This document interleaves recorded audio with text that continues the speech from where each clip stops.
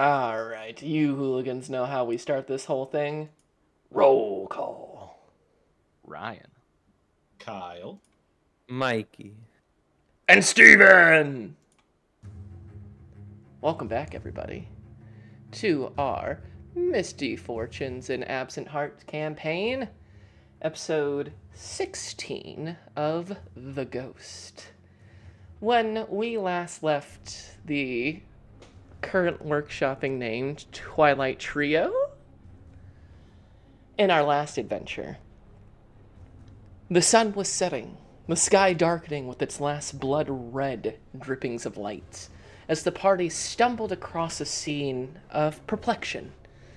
Instead of finding the Mortu Hanzi enveloped up with Layla, the runaway bride of the Moslaveric family, they found Hanzi tied to a stone table in a strange chanting ritual being chanted by none other than Layla herself, her skin hanging loosely, pallidly against her frame. Her mouth seemed to hunger out with large incisors that snaked out of her mouth. As she prepared this ritual, Jove and Virgil, providing a distraction, allowing Alder to sneak up to the standing stones, confronted Layla. She, however, had no intentions of speaking or being brought back before her work was complete, and began to attack the party, viciously sinking her fangs into Virgil and nearly killing him where he stood.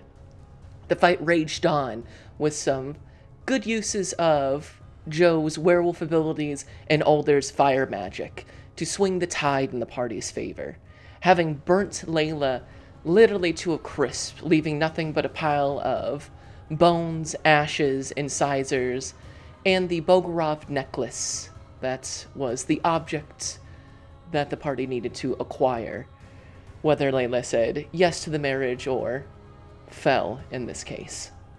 Freeing Hanzi, the party found that the young man was as much as a victim as anyone else in this situation.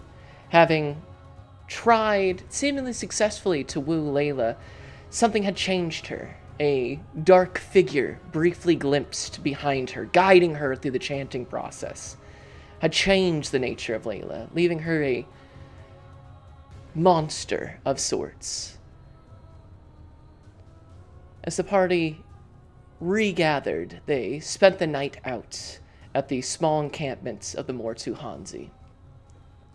There, each of the party members had dreams.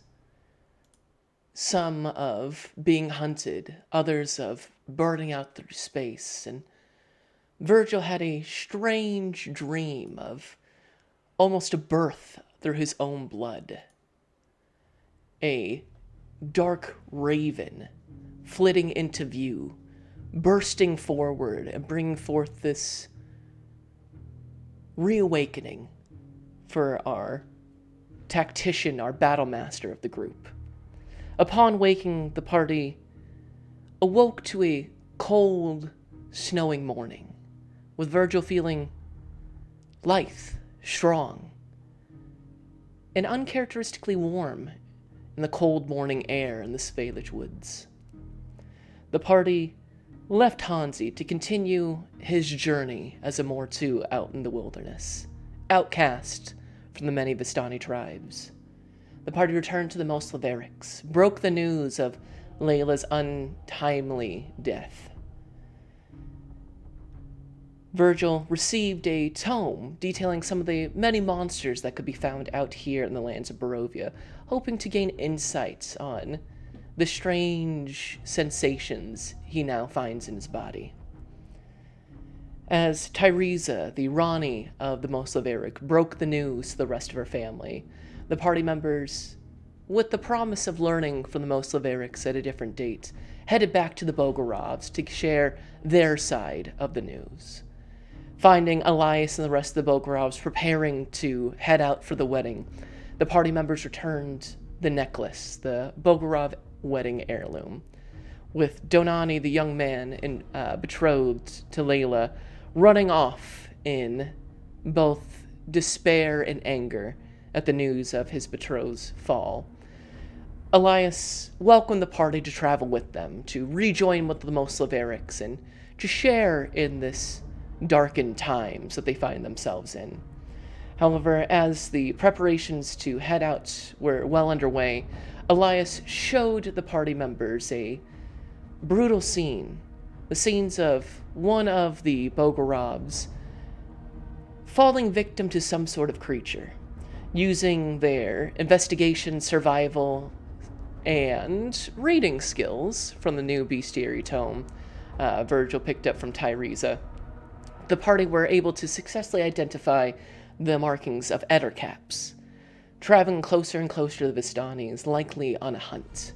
They also found signs of Greenhall elves with their Moorcamp burl arrowheads lodged into the woods, showing a sign of scuffling and tracking.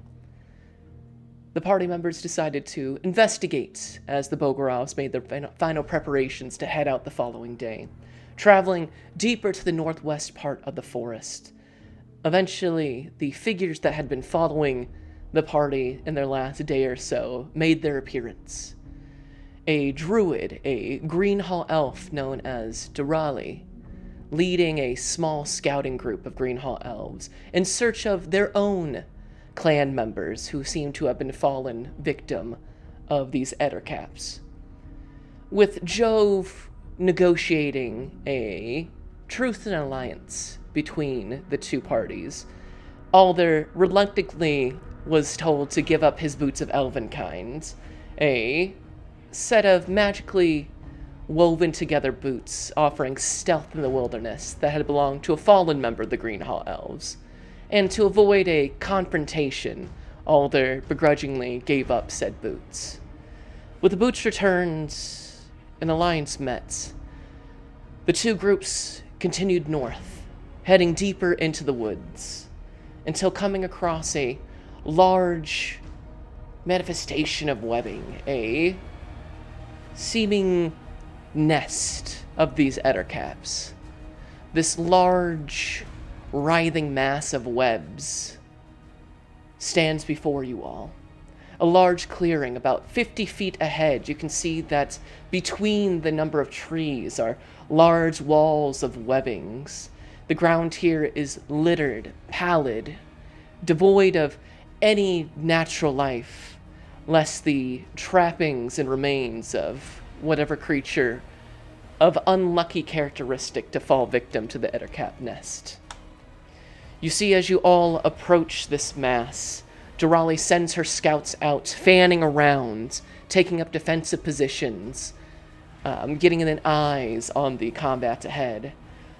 Her two elven hounds, known as Kushis, large canines with green-tinted fur, take up defensive positions on either side of the party, sticking close to Durali, as she herself pulls out her quarterstaff of Moorcamp burl. She begins to direct her own scouts as they slink out through the forest. As the writhing mass of webs at the center of this clearing begin to shake violently, you could see a swarm of hairy, almost rat-sized spiders begin to flood out from the trees, like the whole ground coming alive, swarming in a sea of spindly spider legs and fangs.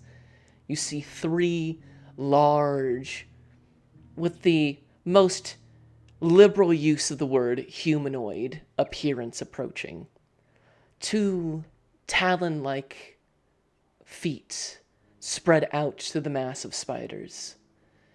Portly, misshapen bodies that seem both incredibly thin in some parts and heavily muscular, as this some strange blending of both exoskeleton and skin propelling these creatures forward. Equally large claws drip down, their faces dominated by two sets of horrific arachnoid-like fangs and black beady eyes that dot in strange patterns across the foreheads of these creatures, peering out towards this webbing mass, tending to it, much like a shepherd would to a flock of sheep.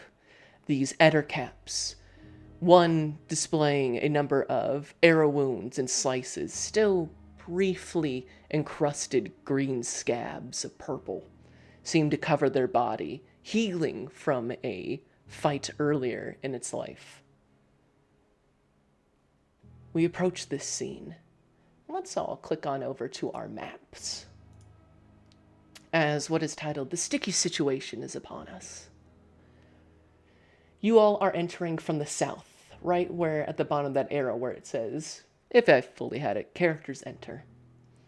To the north of you, 50 feet away, is this large writhing mass of webs, stones, and other misbegotten plant life, or at least what appears to be plant life. You can see that the branches are gray, white in some areas, mimicking that of bones, twisting into the web, providing its almost a dome shape. You can see an entrance directly ahead of you, leading into a darkened expanse. Whatever this massive web is, it seems to almost be like a housing unit, suspended slightly from all these webs holding it together. You can see these 3 large ettercaps are all heading towards the entrance, followed by this large swarm of spiders that seems to go from ettercap to ettercap with a strange partial click, partial growl noise that emanates from their 2 fangs clicking and rubbing together. The swarm seem to sway and move at their commands as they head closer and closer to the entrance, to whatever inside is causing this writhing mass. For the time being, they have not spotted you all, as you see Durali sending her scouts out. There are 4 of them, 2 heading in each direction, 1 counterclockwise, 1 clockwise, fanning out to get the drop on your enemies. You have the moment to prepare before the Durali sends her scouts for the first strikes. What would you all like to do? Real quick, what are the dotted green lines? The, like, kind of pale-looking ones that you see kind of scattered around. Yeah. Those are just decorative grass marks, I believe. Gotcha. Yes, purely for... not the, like, the grassy-looking ones, but there's, like, it says, like, tree cover in the top right, kind of right above the compass. Yes. Yeah. So that is kind of the outside lining of here. I believe that is where Durali's scouts are heading towards. You could think of this like a large clearing, like your earlier fights, where the tree coverage is much thicker, almost oppressive around this circle. This one area like is open. C's. Yes. You said thicker. Thickets, perhaps. With 3 C's. Yes, this thick foliage of plant life. So yes, the very dotted lines kind of around are where this is heaviest, I believe. Where you could get up into the trees and hide effectively. Right now, the Wood Elves of Greenhall are making use of that tree coverage to get around the sides.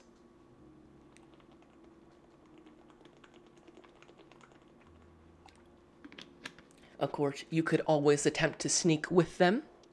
They, of course, are all wearing boots of elven kinds and are naturally stealthy as wood elves in their home environments. Go ahead and everybody roll me a perception check.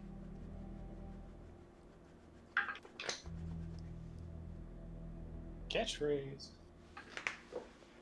Were you not a halfling, you'd be the most unlucky person in this whole group. Even more so than Mikey. 12 perception. 12. 21. 21. Passive 14.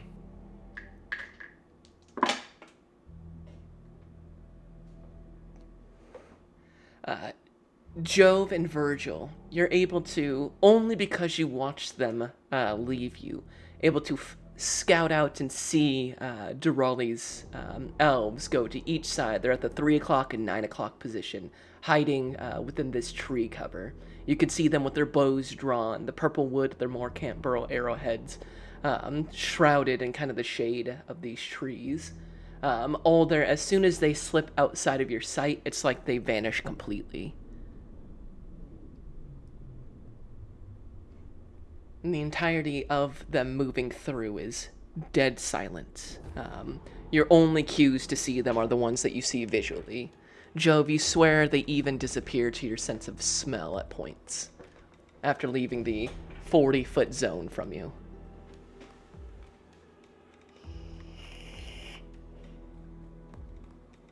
Well, I know Jove doesn't want to cramp their style and try and be sneaky, as sneaky as they are. But I think he would be going towards the big tree. To the right? Towards... To the right, yeah, that big one that has like the web bridge going to it, to kind of get himself into place for the patrol that is going to be coming by. Gotcha. So his Jove, are you trying to be stealthy? Yeah, like kind of what his thought is, like when the patrol goes by, that he's gonna kind of like bum rush him out of the tree. Gotcha. As you begin heading towards the tree, you can see the closer you get towards the center of this clearing, the ground is littered with webs. Imagine that kind of, you see like this circle that's built around all of them through the webs. Anything within the web's reach is considered difficult terrain. So I'm going to need you to make a strength saving throw as you head towards this tree.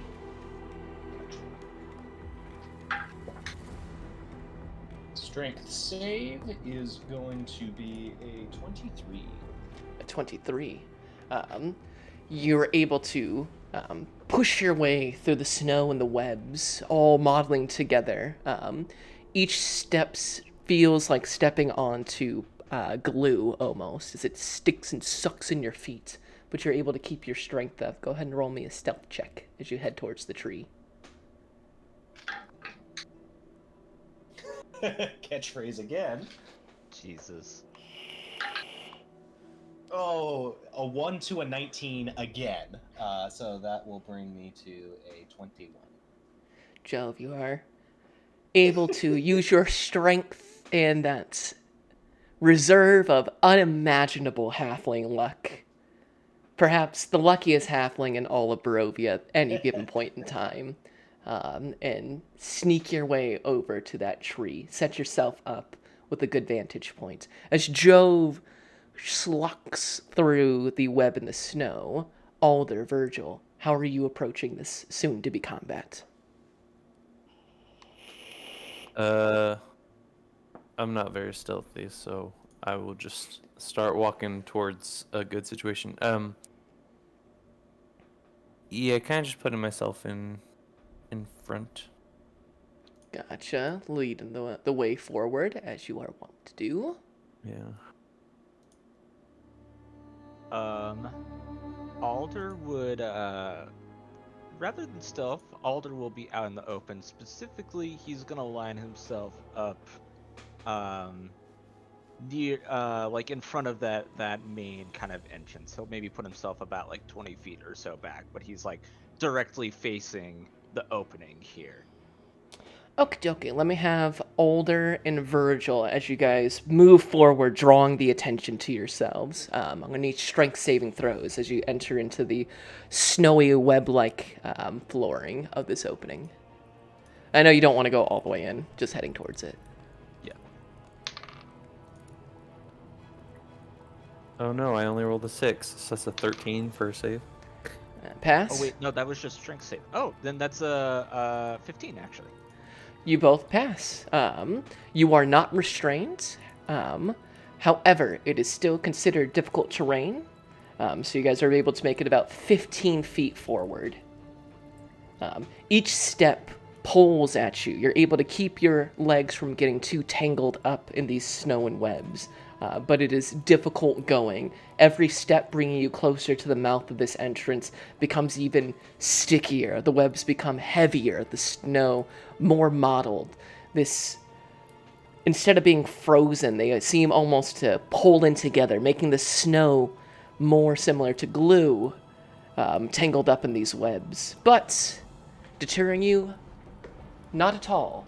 you begin making your way towards the entrance. As you do so, as you enter into these webs, you can almost feel like violin strings in the ground. As you step, they almost pull taut, like small plinkings of a string instrument. And as you do, the 3 Ettercaps turn their beady black eyes onto you all. And with a awful loud, they begin to mobilize against you. Go ahead and everybody roll me initiative. And since you are taking the heat, that will allow the class actions of the elves to take their pot shots from the covered woods. Since I shot? did, could I throw a javelin?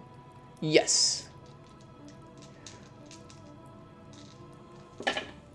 All right. Well,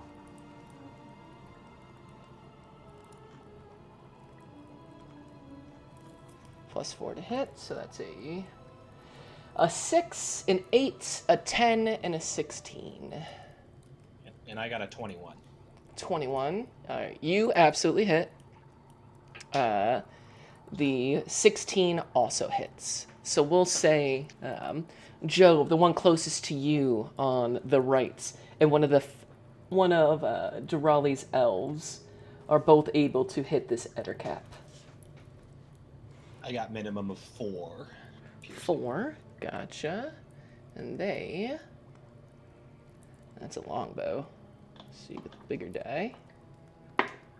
Oh, that would be max damage on that.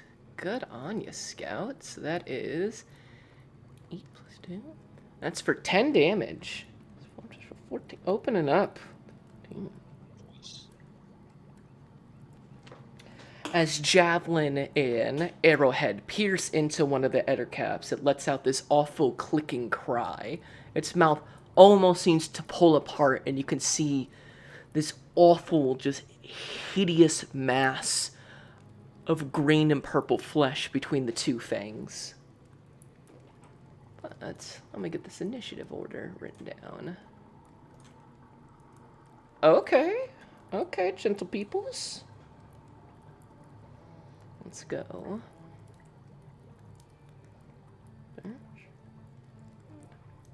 Jove.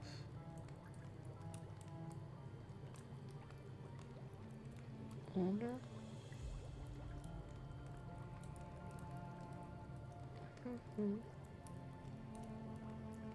Drawing.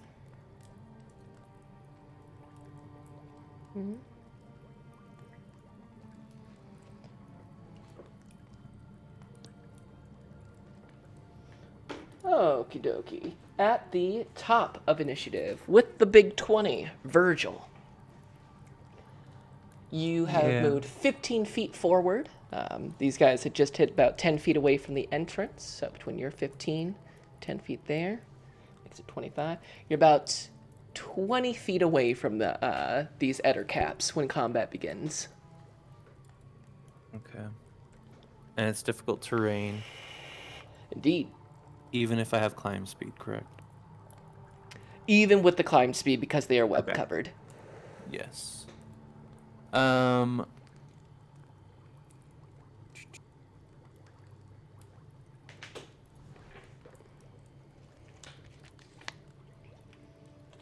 who's next to me, if anybody? Alder is next to you. Interesting. Okay. And then I'm looking at the map. Can I get like a clock face of where people are?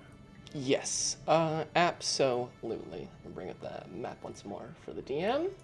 So, you are directly at the 6 o'clock position, 20 feet away from the 3 Ettercaps. You can think of it as close to the center. Yes, there would be like at the 6 o'clock as well, like directly ahead of you. Like you can think of them. down. Yep. Yeah. Then underneath them, kind of gliding in between because they can exist in the same spot as other creatures, is the swarm of spiders that takes up a large area underneath their feet.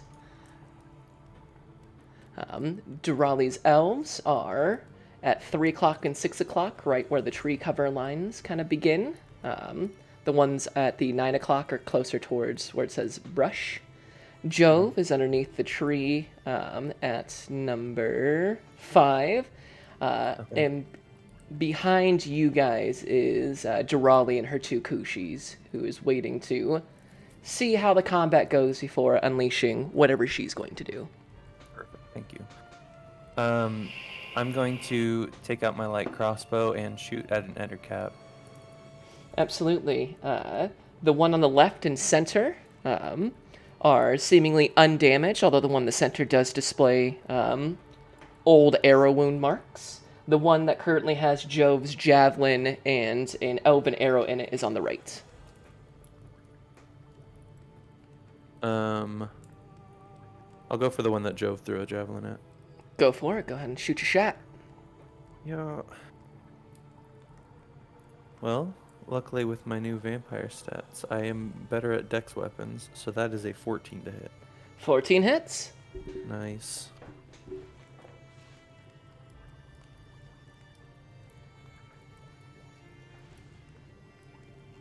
I deal 8 piercing. 8 piercing. You got it. Switch over to typical combat music. 8 points. You got it. As your crossbow bolt jams into the chest of this creature. And the first 6 seconds of this combat has been hit by 3 projectiles from 3 very different positions. Yeah, I'm going to stand my ground and just say, Alder, take 2 steps back there. But not use my superior today. That's just a directive. And that's my turn. Gotcha. What? There we go.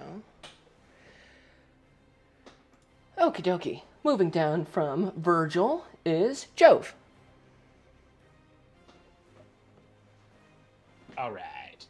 So I don't think I will be able to get to melee range, but he will start to approach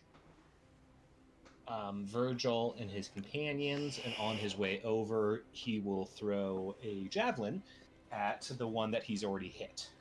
Go ahead and make me a strength saving throw as you begin moving through the webs.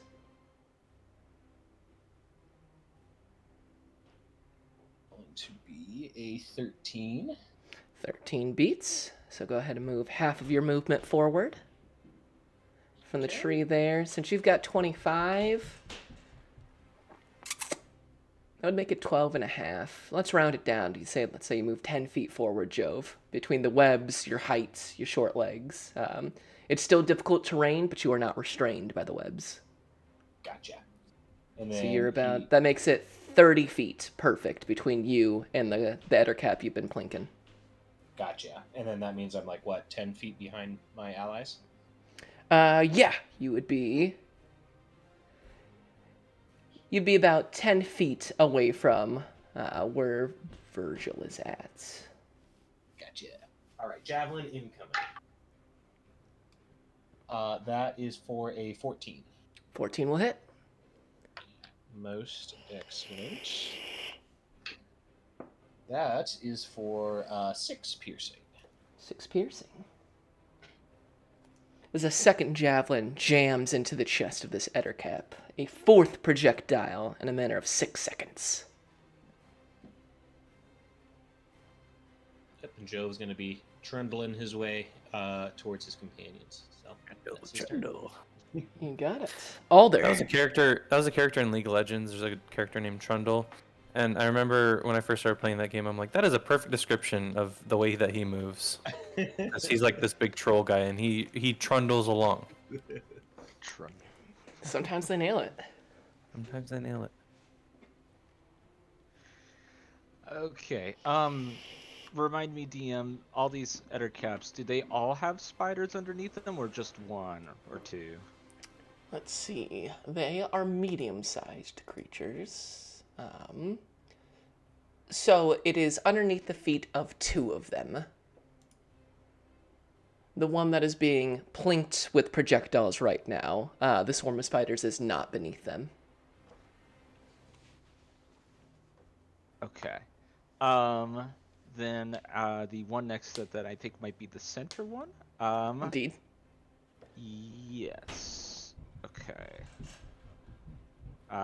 They are gonna need to make a dex save as Alder begins to focus the flame around him, pooling over kind of at his feet, as he casts Agnazar's Scorcher. So please make dex saves for the Ettercap and the spiders, please. As The that goes out in Ettercap a rolls 30. an 8. The That does swarm of not. spiders rolls a 11. Both will fail, so they will take full fire damage. What's the range And on Agnazar Scorcher? Is it a straight 30 feet? it is a straight 30 feet. Yes, 30 feet long, 5 feet wide. Right at the entrance of the webs. Got it. Yep. That was the plan. Okay, and so they will all take 10 fire damage each. 10 fire damage. Got it. 10. 10. As your flames scorch forward in this show of power, you can see the snow and the webs on the ground immediately light. The webs seem exceptionally susceptible to fire. And right as the very end of that flame seems to almost touch this mass of webbing, wherever it is that they're holding inside of it, ends just at the lip of it. The flames hungering forward, just out of reach, lest the entire mass go up in flames. But with your careful positioning and a strong attack, some of the swarm of spiders in the center Ettercap receive a deep burn. Beautiful. And he will attempt to move backwards, as Virgil suggested. So I know that's a strength save, right? Yes, indeed. Okay. That is only a 9. A 9, you are restrained. As you try to take a step back, your flames, the heat, have melted the snow, exposing more of the webs beneath. And as your foot sinks into one, you try to pull it back, and you find yourself restrained to the ground.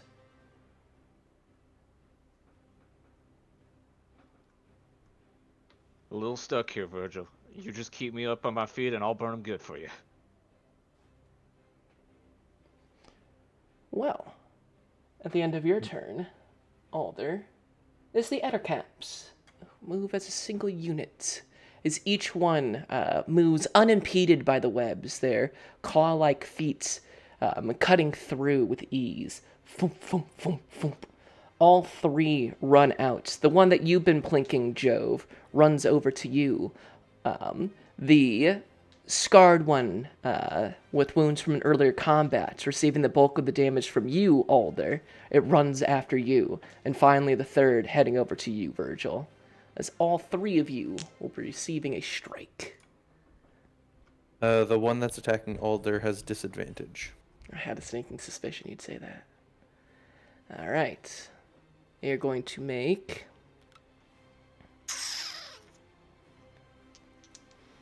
Jove, we'll start with you. We'll move to the left. It's going to make 2 attacks.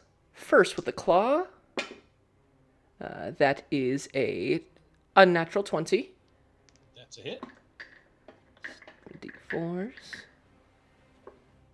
All right. 2, 4. You take 6 points of slashing damage. And then it brings those awful fangs down onto you to drive into your skin. That, however, is only a 9. That will miss. The one coming after you, Virgil, will see you and Alder side by side, and it's going to, from its mouth, that same awful mound of flesh opens up wide, think almost like Predator style, and a massive web shoots forward. Can I have Alder and Virgil make me a strength saving throw? It's a 19. 17. Both of you succeed. Alder, you call forth your flame, and you can feel the web push against your skin before beginning to burn off. Virgil, you thrust your weapon forward and throw it back, catching part of the web and almost slinking it off your shoulder, and a show of both dexterity and strength. As it closes the gap to get up with you, Virgil. And then, finally, one for Alder, who's going to attempt, at disadvantage, to claw and bite. First one with disadvantage. Nope, that's a 2. Second attack. Alder does an 18 hit. An 18. Yes, that would hit. All right. You take 6 points of piercing damage and 2 points of poison damage. Would you please make me a Constitution saving throw?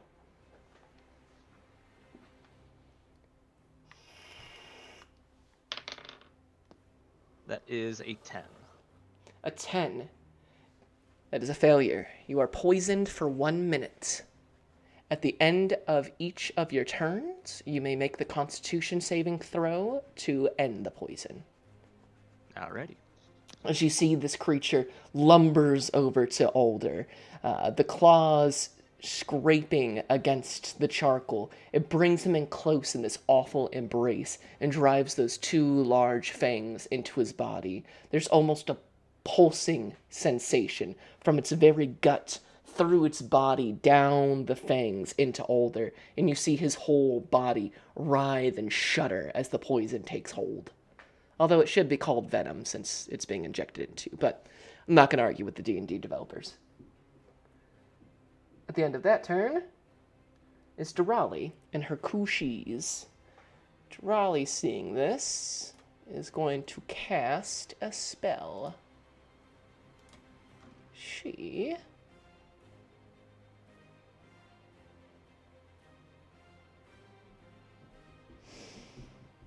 is going to cast Freedom of Movement.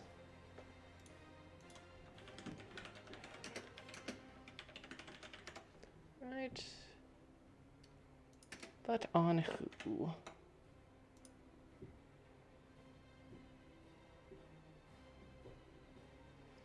Using her staff for the free cast, is going to cast it on herself.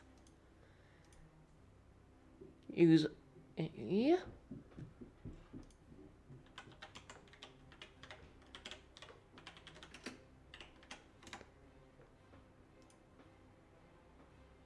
And then use her bonus action to cast Shillelagh on her staff. As her and the Kushis begin heading into the webs, her elven boots of elven kind almost seem to help her glide like skis across the webbing in the snow as she whips around to your side, Alder, as the spellcaster. That's her action and her bonus action. Her Kushis are going to attempt to come and join the fray, but as they do, they need to make strength saving throws.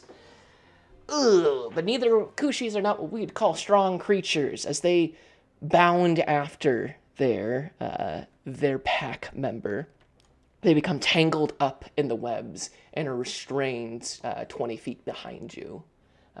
The 4 paws, with 4 points of contact, not allowing them to move as gracefully as the rest of you, are restrained. That brings us to the swarm of spiders, who will move unimpeded. And listening to the Ettercaps are going to get beneath the feet of Alder and Virgil. Both of you guys are going to take a attack. Do I have disadvantage on this one, Nope. Virgil? Nope. Okay. No. Then both of you will take bites. Alder, that's a nat 20. Virgil, that is a 19. Yep. All right, yes to both. Virgil, you take 6 points of piercing damage. Alder, 7. You take 17 points of piercing damage. The swarms Jesus Christ. get underneath you. As you focus on the ettercap, as it holds you in the embrace, the spiders almost work in tandem and begin to swarm over your body. You feel yourself bitten in every single exposed bit of skin. Through your neck, your face, your hands, your wrists. They get up past your boots, into your shins, your legs, your back. You can feel their furry, frozen legs skitter across your body, each one piercing deeper into your flesh, the poison of the ettercap flowing through you. In this moment, you are completely covered in spiders. That's my fucking nightmare. Ugh. Then is the elves, who are going to make 4 shots onto the ettercaps. 22, 13, 20, 9. So that's 3 successes. Each 8 ettercap takes a d8. That's 5, 3, and 11.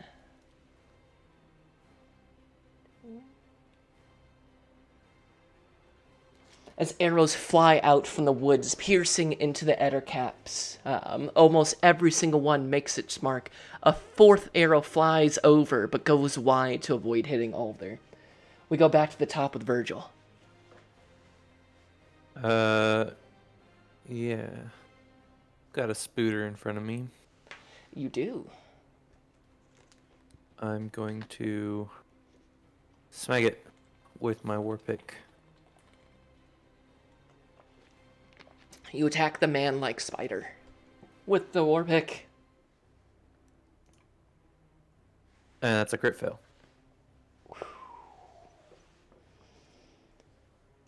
You drive your war pick down towards the ettercap. It moves past the webs, takes a step back that would be difficult for anyone but a spider-like creature. And as you drive your war pick into the ground, it sticks. And as you pull your hands back, your grip slips and you are disarmed.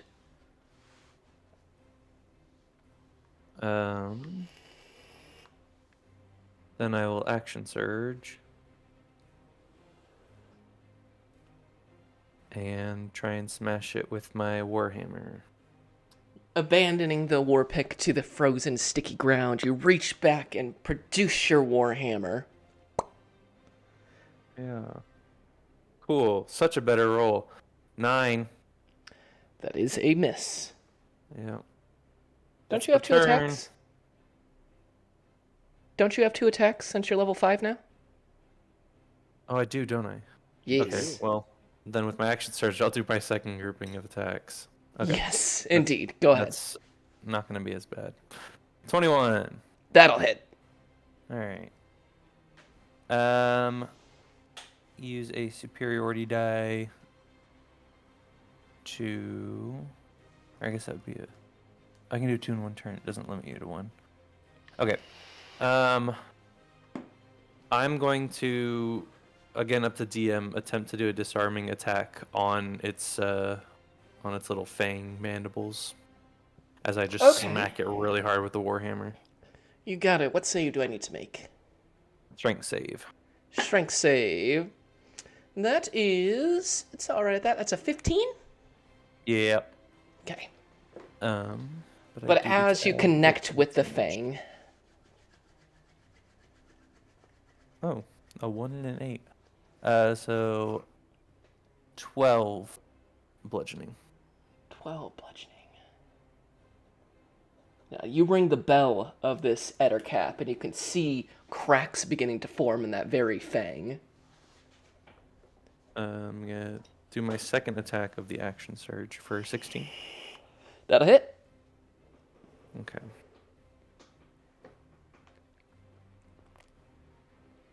Is it still look healthy? It is looking pretty bloodied.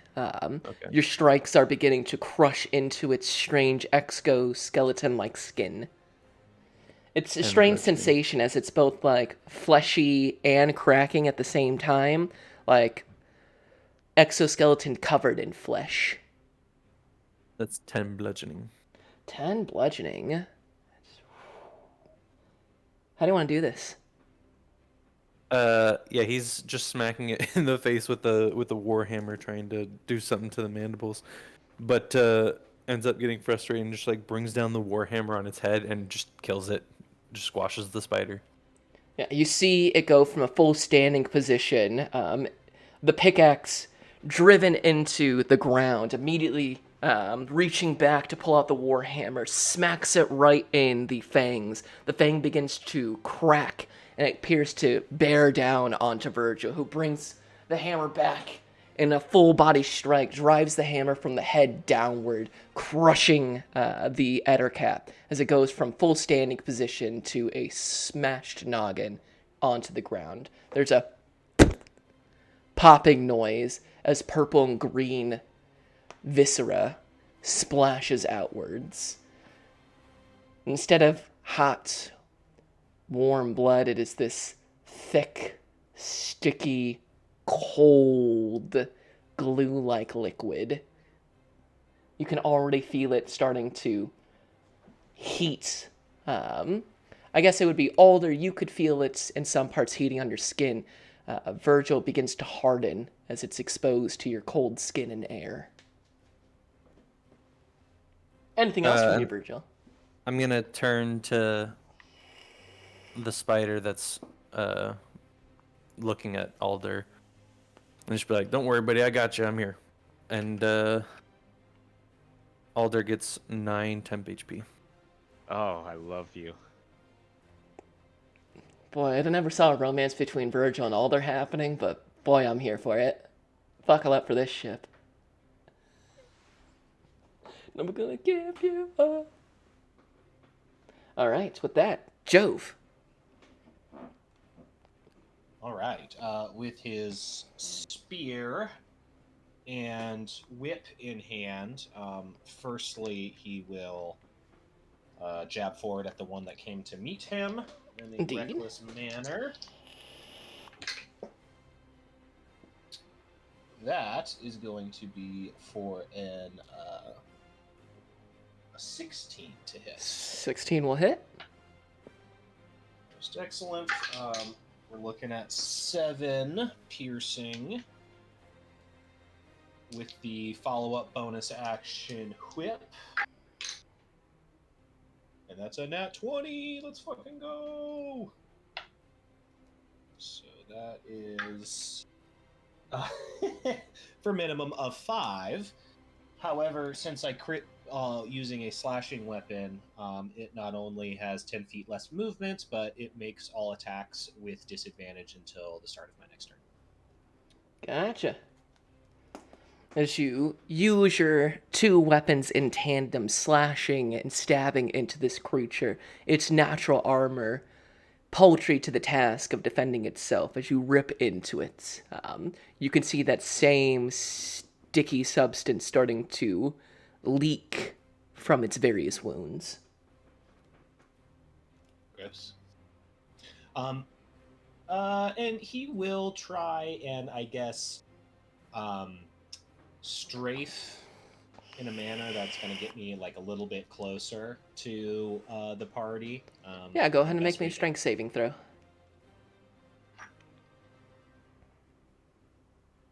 That's another crit fail. Oh my god.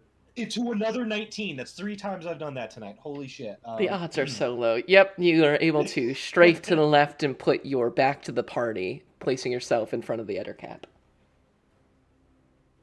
And he will stay there. All right, Alder. With the rallying cry from Virgil, swarmed in spiders, what do you do? DM, Mm-hmm. for Agnazar's Scorcher, it does say that the flame emanates from me. Would something on my body also be taking that damage, do you think, or have to make the save or no? I would make the save. Okay. I wonder what he's planning to do. In both terror and agony and frustration, we're letting out another Agnazar Scorcher.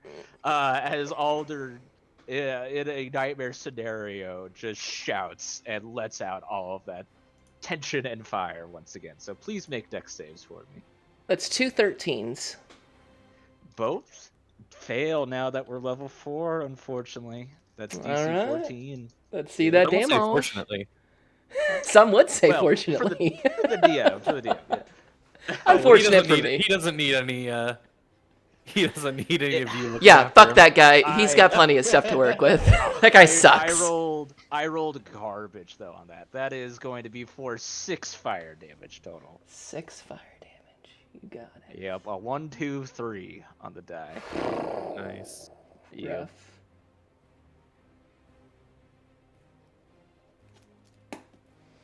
As the fire erupts, this swarm is taken down.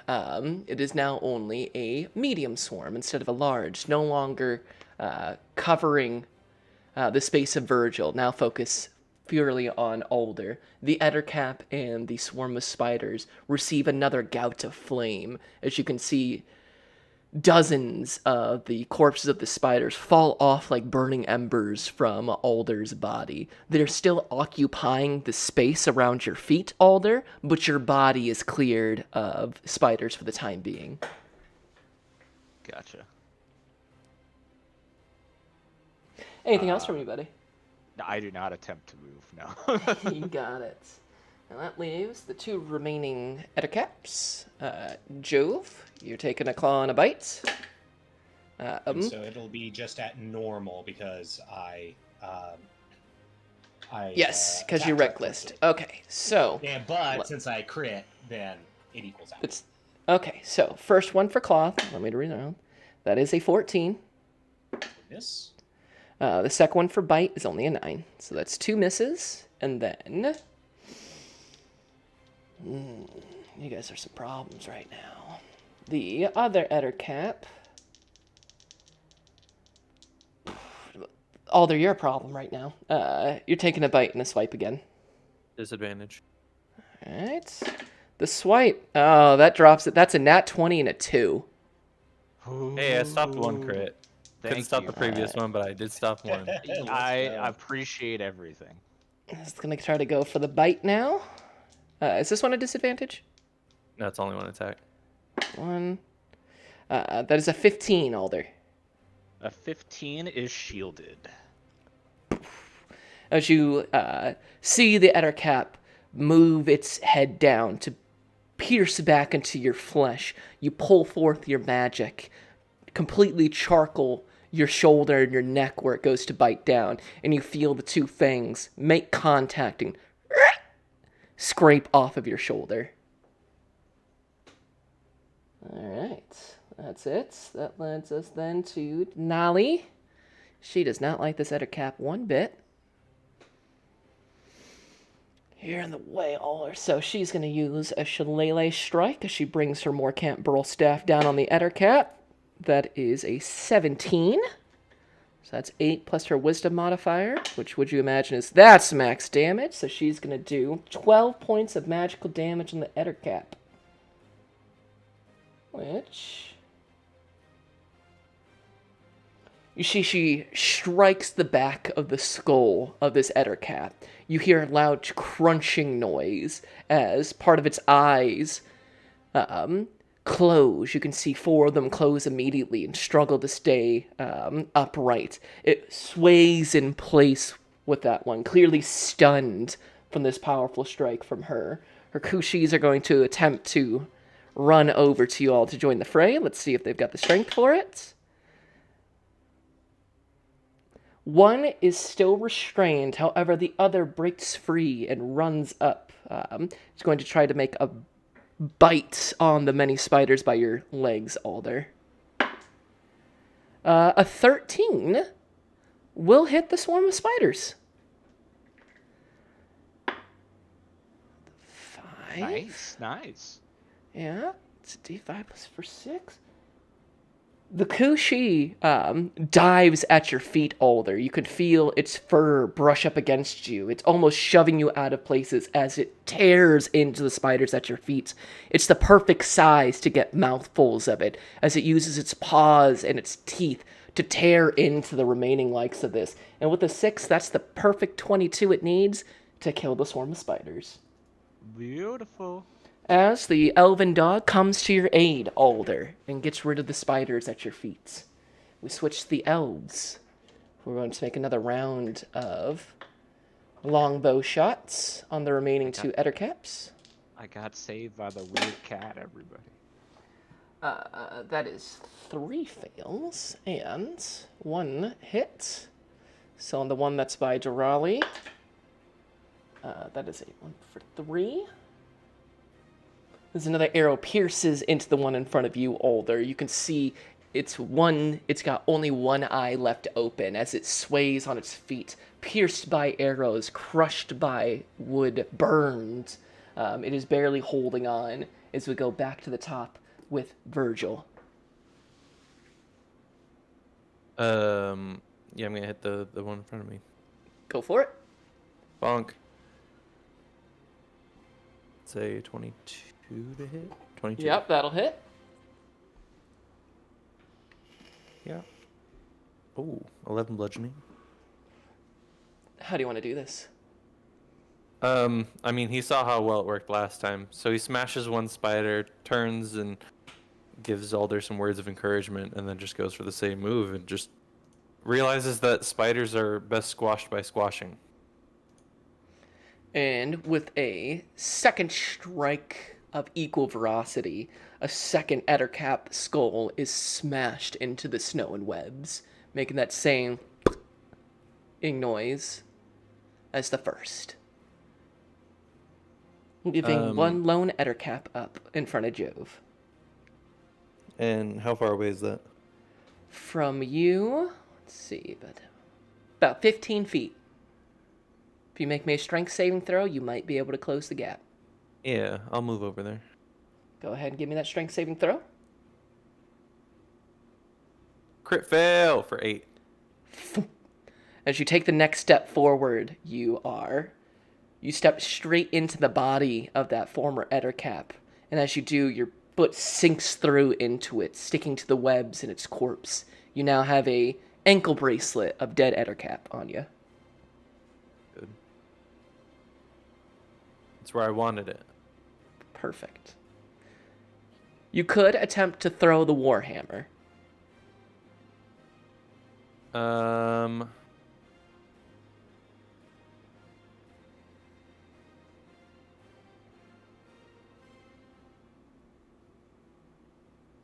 No. No. Just leave it. All right, moving down to Jove. He will attempt to lay this Ettercap low in a reckless manner. The first is an 18. That'll hit. That's with the spear. There we go. A max damage of 9 piercing. You got it. And then he will follow that up with the bonus action whip. Oh my god, that's another crit fail.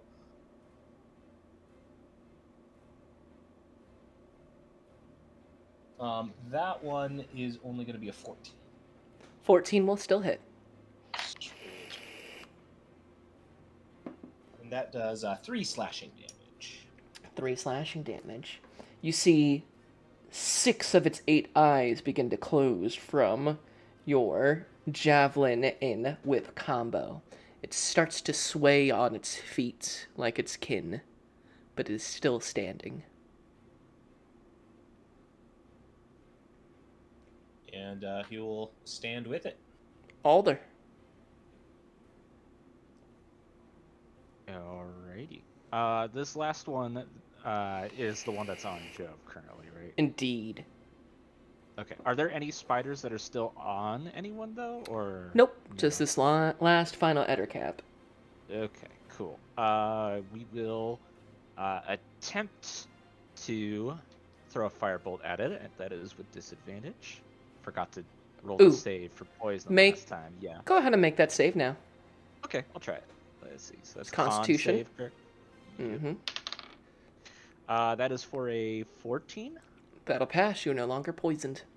As you Beautiful. use your magic and your natural genasi constitution, a hardy people, one might say, to burn out the poison in your blood. You feel your internal temperature rising as you call forth your firebolt. Your mind clear, straight shot as it looms over Jove.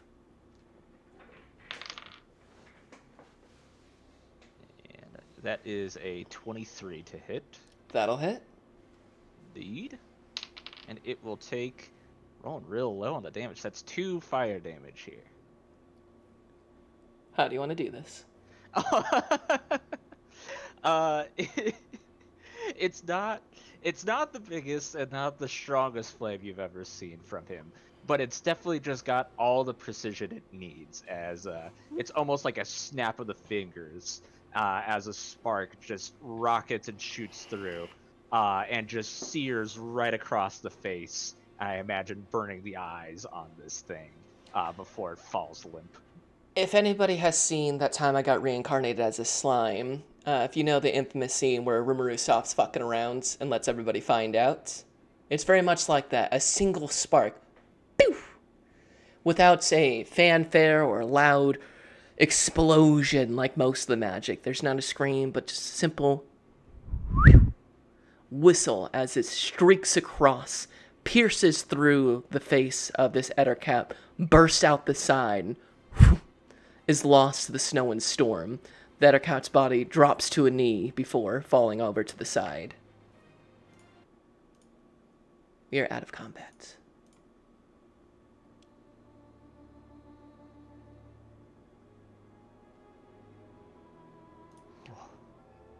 My lord, thank you for the save on that one. I did not want to go down like that. Drelly nods to you as well, interpreting that as a thanks to her. Since I believe you still have tongues on, correct, Alder? I do, indeed, yes. So she would hear it in Elvish, yeah. Indeed. As both Virgil and Denali take credit. You know, they both deserve some credit here, you know. It's literally my job. And I go over and I attempt to take my silver war pick out of the webbing. Yeah, it takes you a little bit of extra strength. You've got to really... It's pulling your foot out of the first Ettercap and then pulling the pickaxe out. As when your boot leaves Ettercap, it has a ever-hardening shine of purple and green on one boot, but you are able to free your pickaxe from the ground.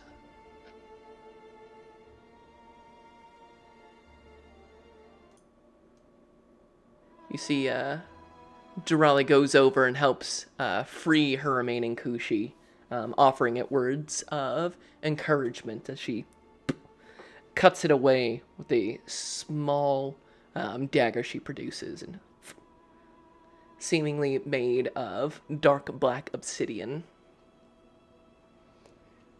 The rest of the scouts begin to flow back and rejoin the party as the combined groups of you all regather after the combats.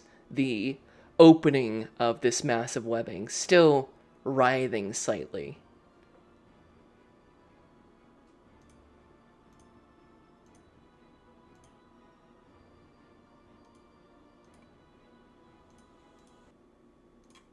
Well, I guess there's going to be plenty more down in that hole over there.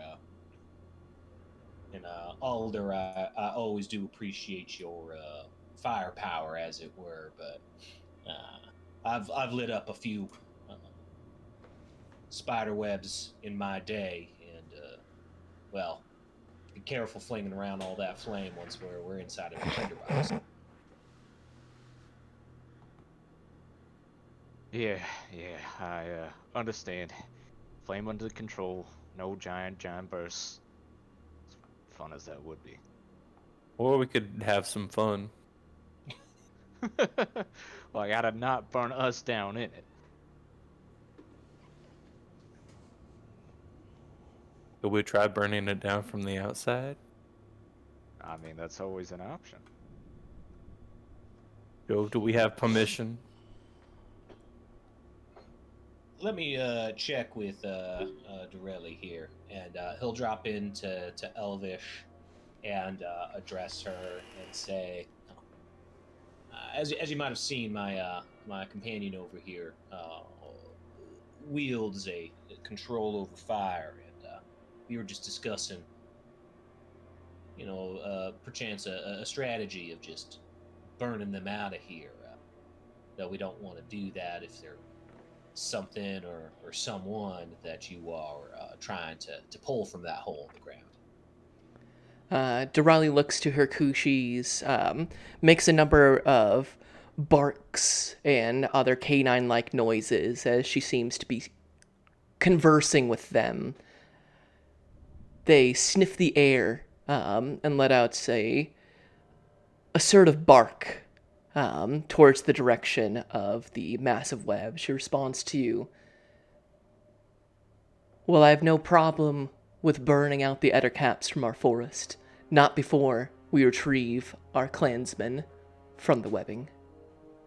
Their scent is strong on the air, and my Kushis tell me that they smell them and our caster within, as well as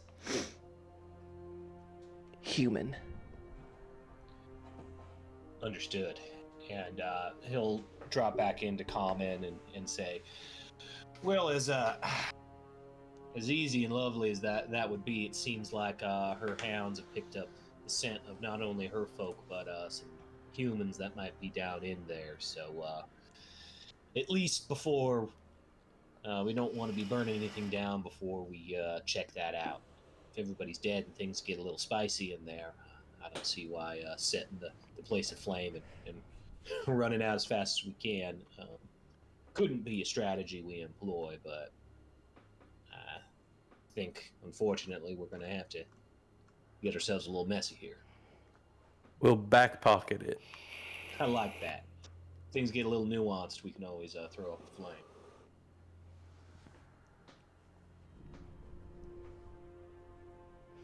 All right.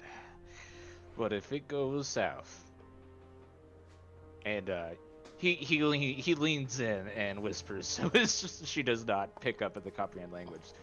If it goes real south, I am burning it. And Jove will give him a wink and a nod.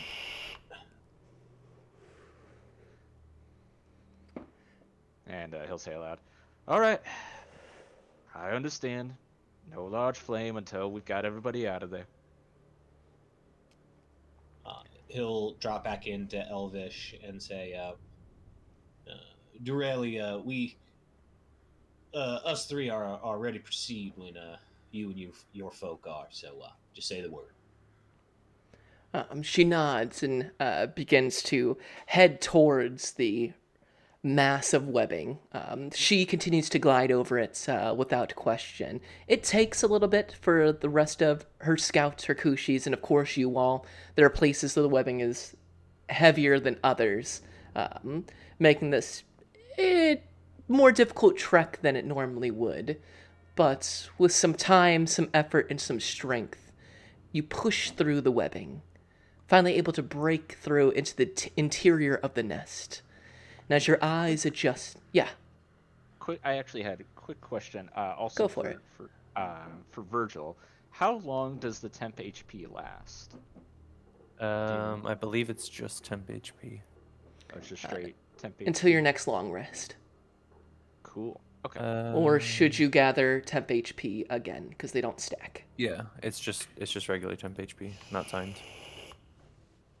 Alrighty. Just wanted to keep track on that. I didn't know where my health was at. Okay. More than fair. As your eyes adjust to the gloom, you see a horrific sight. Nearly a dozen bodies are piled within, most partially eaten and in various stages of decomposition.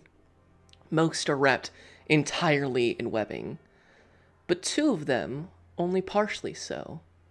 As luck would have it, they also appear to be untouched.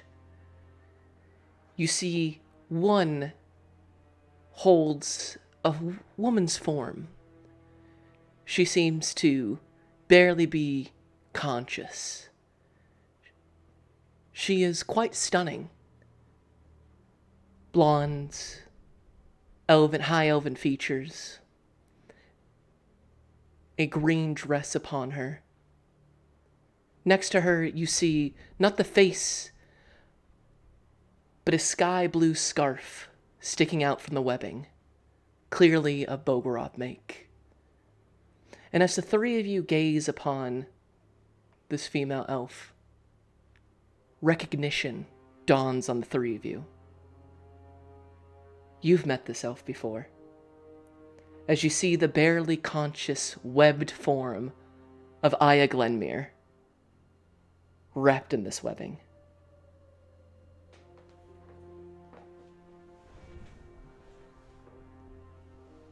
Aya, what the fuck are you doing out here? As you say her name in this darkened webbing, she stirs. You can see her green eyes beginning to adjust. Alda? Confusion. Worry. But also hope. As she begins to recognize the sound of your voice, Alder.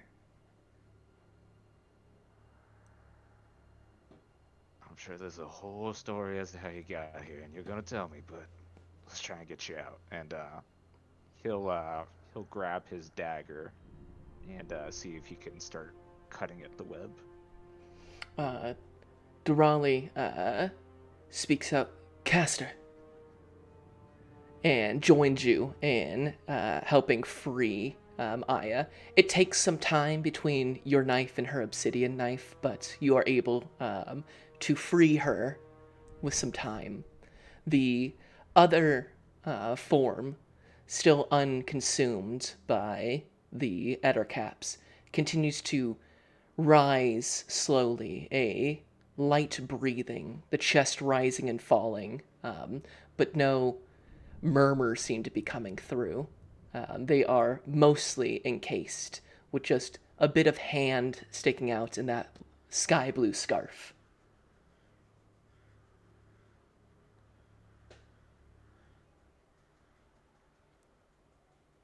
Was there anyone else with you, or how'd you get here? Her eyes focus in, begin to dilate, showing the strong signs of somebody recovering from a poisoned state, Alder. You think back on your own brief experience. She is weakened. You look at her up and down, and you see her spell book.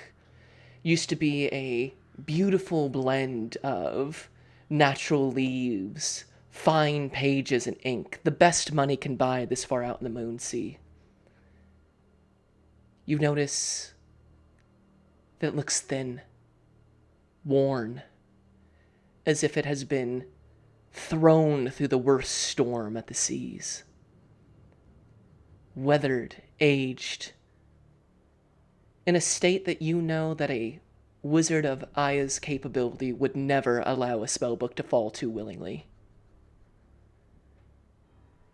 She looks at you weakly, Alder, and speaks. I came looking for you all. You all never returned. I feared the hag had taken you, so I went out to search. The other faction representatives showed, but without you three, talk stalled. When I arrived at the hag, we spoke. And then the mist came. As I twisted through it, it seemed to eat up my spellbook, Alder. I was thrust here. Found the green elves. And whilst I've been trying to figure out where or what this is, I was attacked. I don't know how long I've been here. You see as her head begins to dip lower, consciousness beginning to fade from her, Durali steps in and begins to support Aya. Caster, we need to get you out of here. As Aya nods and lets Durali take her underneath a wing almost and gets her to her feet, you can see that her high elven features are gaunt, her blonde hair matted and tangled with webs and debris. She looks dirty, Alder, in a state that you've never seen the Enchantress Aya Glenmere take, much less the renowned Wizard of Flan. Does she have her spellbook on her, or is it on like the ground right now, or? You can see it is still on her hip, as is, Okay. but clearly diminished. It hangs in near tatters. Instead of burn marks like yours, it seems like someone threw it in the middle of a hurricane. It shows tearing and stretching. The pages look almost water damaged, as if something ripped through it. Yeah, he'll as she's about to be carried away, he'll do like a quick kind of like swipe over her with prestidigitation, almost like he's using like a sponge, just kind of trying to get the biggest of the grime off and say, "Well, you look like shit, but glad you're alive." And honestly, same thing happened to us, really. We'll talk, but you get out of here for now, okay? She nods. Where will I find you all?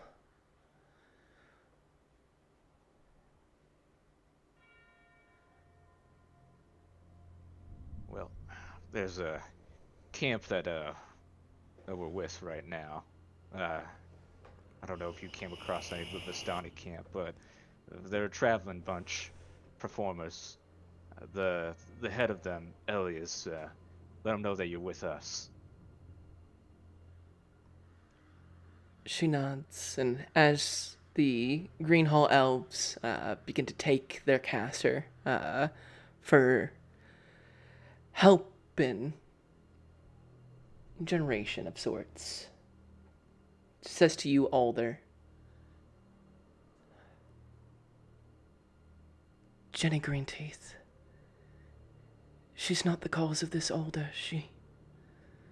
It's something worse. And she's here. I hate to even approach the idea, but she's the only knowledgeable spellcaster here. The druid's magic is twisted, but hers is stronger. And her enemies have followed. Be wise. Do not spit on the hag. For she might be one of the few people that actually knows where we are.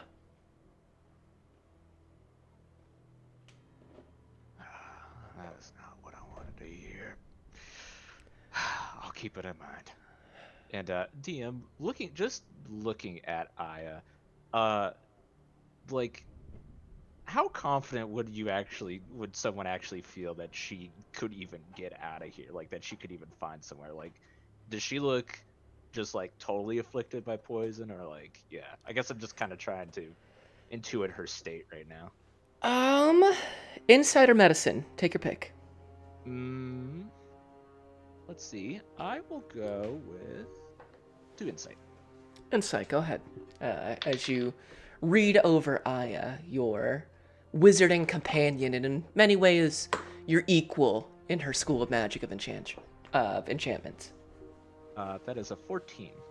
A 14. You know Aya to be a strong elf.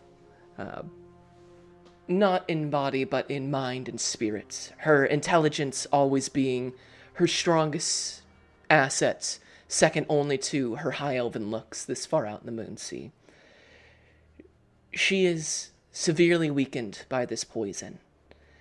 Were she to go out by herself, you have no doubt that she would likely succumb to the evils of the forest. But with Durali's help and the rest of her scouts, she seems to trust them, feels relieved to be back in their custody. You intune that This place scares Aya deeply. And that her fear of where you've ended up is even greater than her fear of the dark fae that call the Quivering Forest home. It is with no small words or small statures that she gives these words to you. And you feel that kind of cold dread take in your stomach as you believe her words.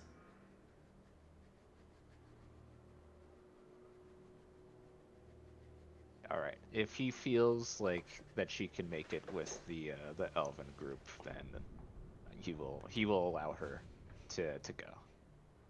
Yes, you see the Kushis begin to take flanks on each side of Aya's sides. The scouts begin to head out, two heading straight into the forest, while two go out wide. Durali looks back to all and gives a word of thanks. The Green Hall elves will remember this.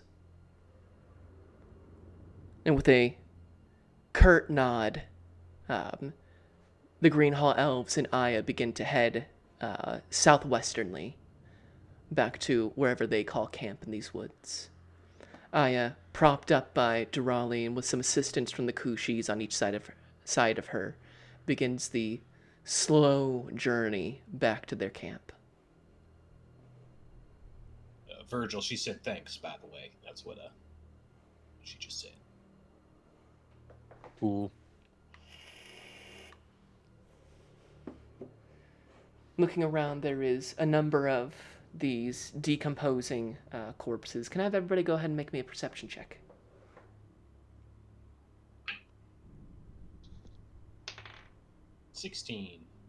Also 16. Nat 20 for a 19. Ooh. Hey!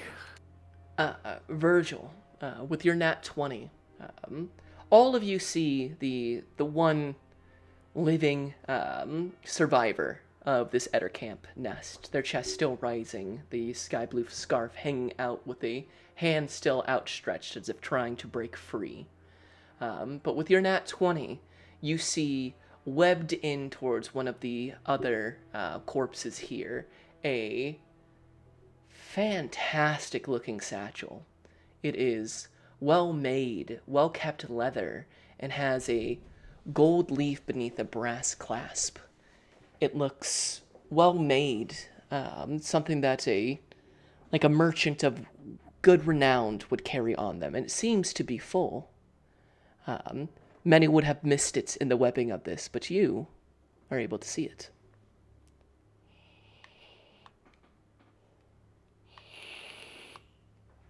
And what was it again? It is a well-made satchel, seemingly full of who knows what, webbed in by one of the decomposing corpses. It is incredibly well made compared to many of the patchwork offerings Orsnu bring out. And it doesn't seem to be... With your nat 20, I'll say, looking at it, you have no doubt that this is not Barovian made. Instead, it seems very Moonsea in nature. And I'm just gonna go over and attempt to get it out and search through it. You pull it free of the webbing, a light layer over the front of it. It is well made, sturdy, and rather well weighted. As you reach into the satchel, you find a jade amulet of exceptional make, a potion of healing, a bottle of strange fluid. It appears to be almost a similar shade of color as the blood of these Ettercaps, and 2 scrolls. One with a number of arcanic writing on it, circles and the components of a spell, while the other one has an odd verse of common on it. Can I have you roll history for me, Virgil?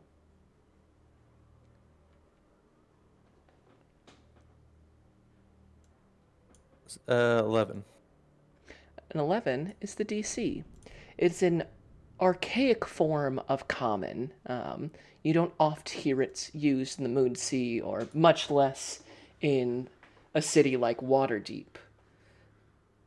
But in some places of Cormyr and the Dalelands, you may occasionally hear this. It's kind of like our equivalent of like Shakespeare, to where you can read it, but there'd be many that would lose parts of this. Let me post this in the lore. It reads, "Birdie with a red cap. His knife is long and keen. If he sees you, sing and clap, and make that birdie scream." Highlighted beneath it in this strange children's rhyme, it appears like, is the word defense underlined.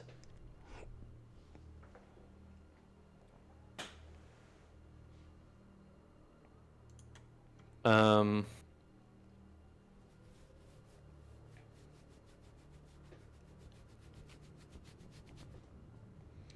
Oh, and last but not least, you find 15 gold pieces inside the satchel.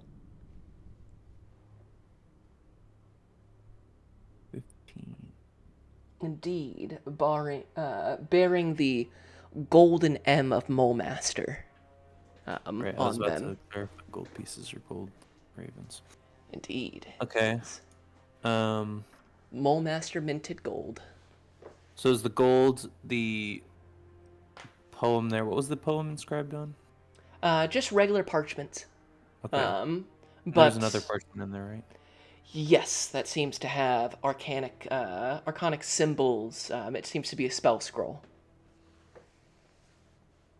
Okay. Alder, this seems like your type of stuff that I don't know.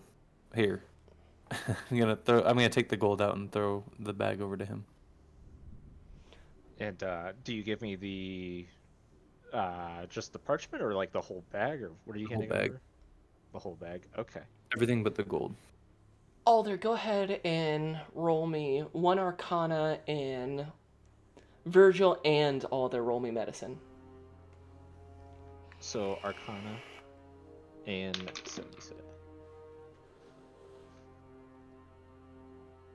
15. 15, gotcha. That is an 18 for Arcana. Then did you also say I roll medicine? Yes, as you peruse the contents of this bag. Gotcha. So yes, 18 Arcana and 6 medicine. Virgil, with your experience in field medicine, you're both able to recognize a Moonsea made healing potion. Pretty standard, the right glass and that kind of bulbous shape instead of the kind of mismatched homebrew potions you've been finding out here. This one seems corporate made is the wrong word for our setting, but the Forgotten Realms equivalent. This was made in clearly like something you would see in oh Processed. gosh. Yes.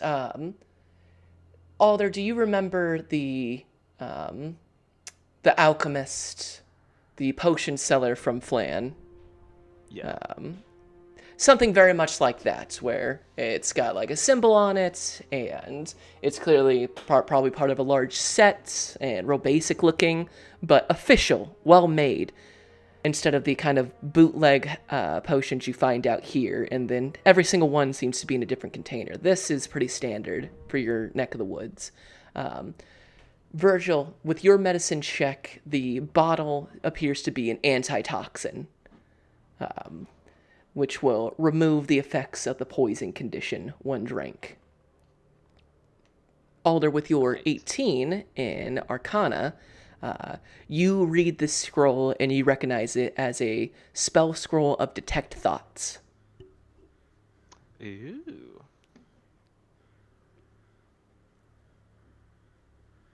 I will add that to the list of scrolls we got here.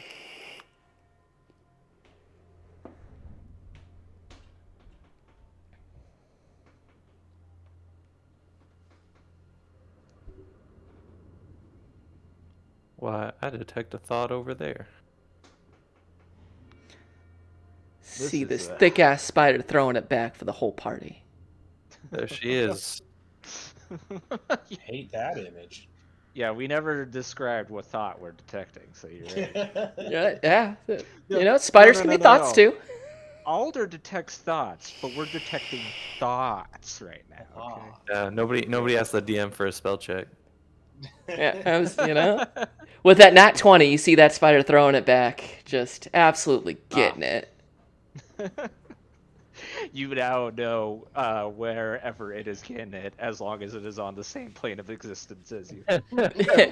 You feel a chill run up your spine. 30 feet to the left. It's getting it right now, guys. Oh, God. Yes, with the satchel's content now within your party's grasp. Looking around, Virgil, barring the last cocooned individual, still breathing, the rest seem to be absolutely ravaged corpses.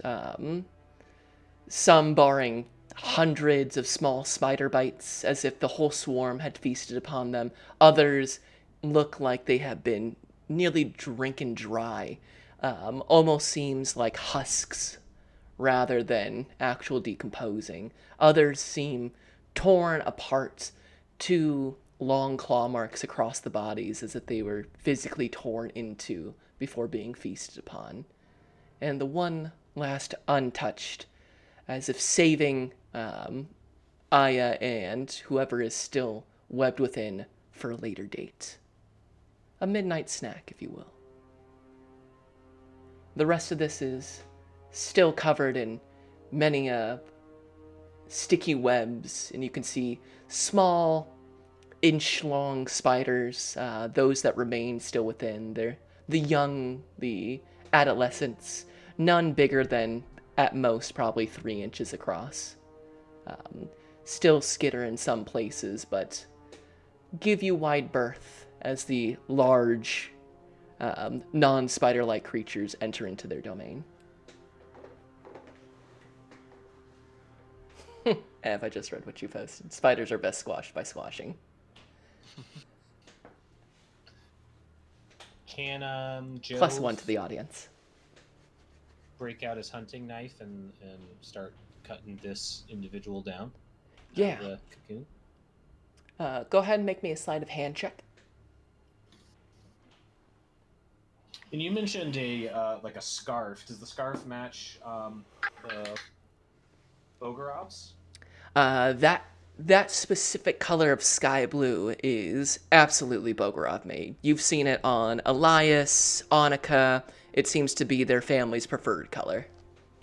And it's not just like a dark blue or like a faded out. It is a very specific Vistani sky blue. Well, Jove works with deft hands with an 18. You definitely work through the webbing of this, making sure not to drive your knife too deeply for fear of stabbing the individual within. You, like a surgeon, cut open the webbing and expose who is inside. You see a middle-aged Vistani man, dark hair, big mustache, big mutton chops, the beard braided down, hanging in this kind of European Fu Manchu, if you will.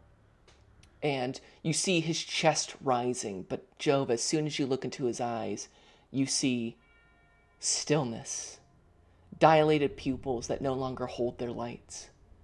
And as you look down to the chest that still moves up and down, it bursts open as thousands of newly hatched spiders, the size of a coin, burst forth and wash over your body. Can I have you make a Constitution saving throw? Gross. That's a Oh, horror check. nice. That's a 25 for A Constitution. 25. You will take Wow. half damage. Not great rolls on my half. That is only 3 points of poison damage as these newly hatched young spiders swarm over your body, each taking bits of you with it as they scatter through the rest of this, shrinking out into the rest of the forest to begin their new life. Can I have everyone make me a horror save? And this one, oh, where did my horror saves go?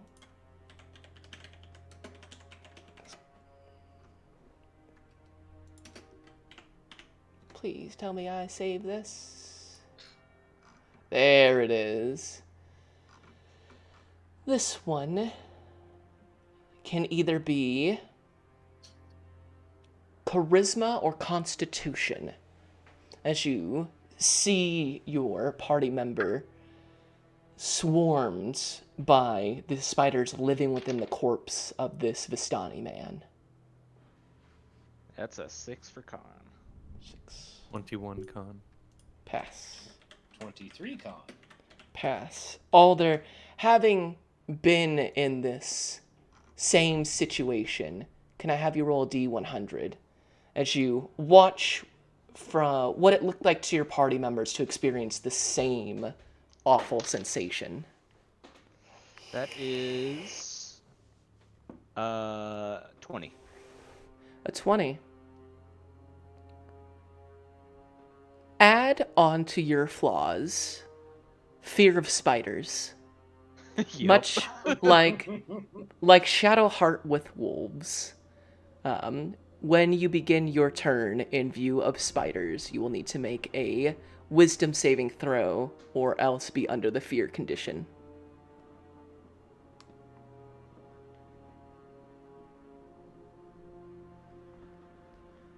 As a deep primal fear grips you, Alder, the new source of one of your fears is the idea of thousands of spiders making you their new home, having them crawl across your body into your orifices, using you like a puppet,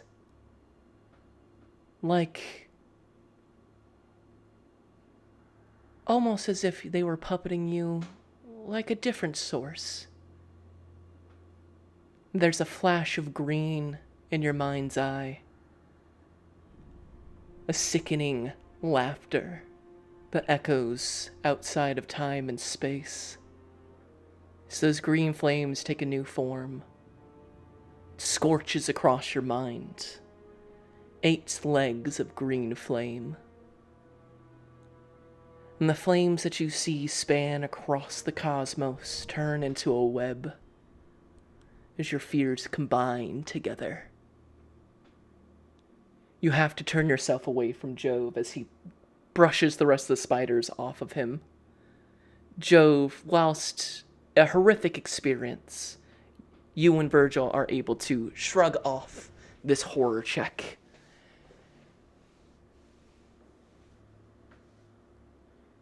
Oh, they're not hurting nobody, just babies. Feel bad for this poor fellow, though. And he will, if he can, take the scarf. Go ahead and add Bogorov scarf to your inventory.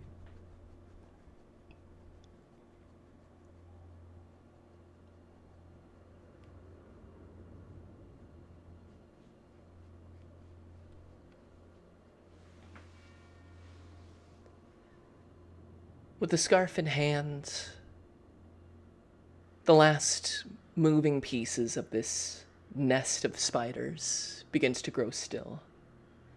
You can see Alder at this point in the day. You think it's probably closer to 5, maybe 6.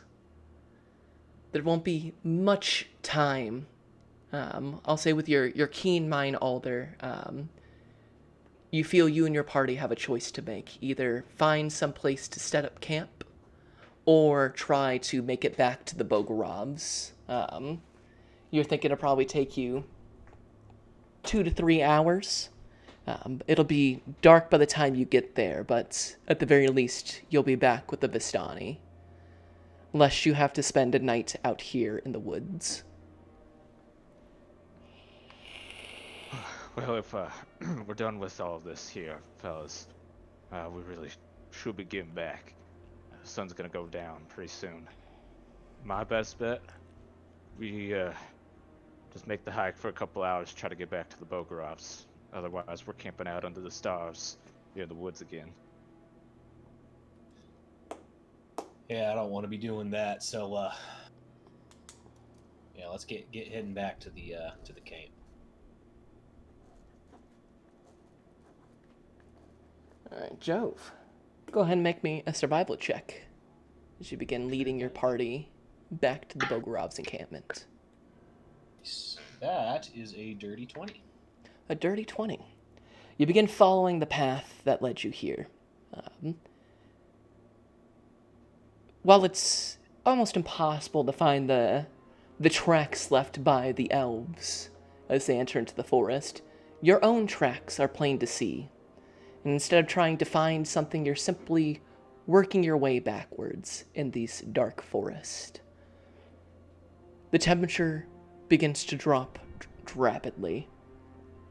You follow your own footprints back through the woods. Can I have Jove and Alder make me Constitution saving throws with advantage?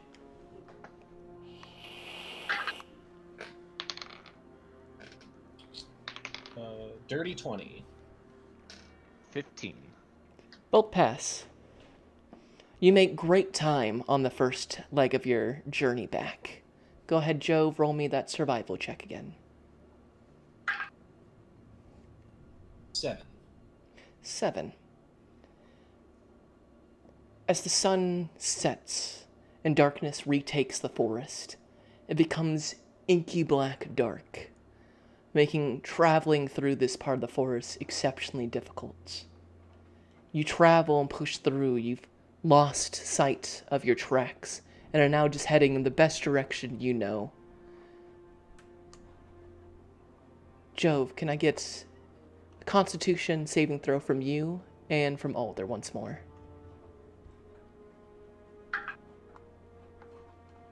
19. Pass. That's another 15. Meets beats. Whew.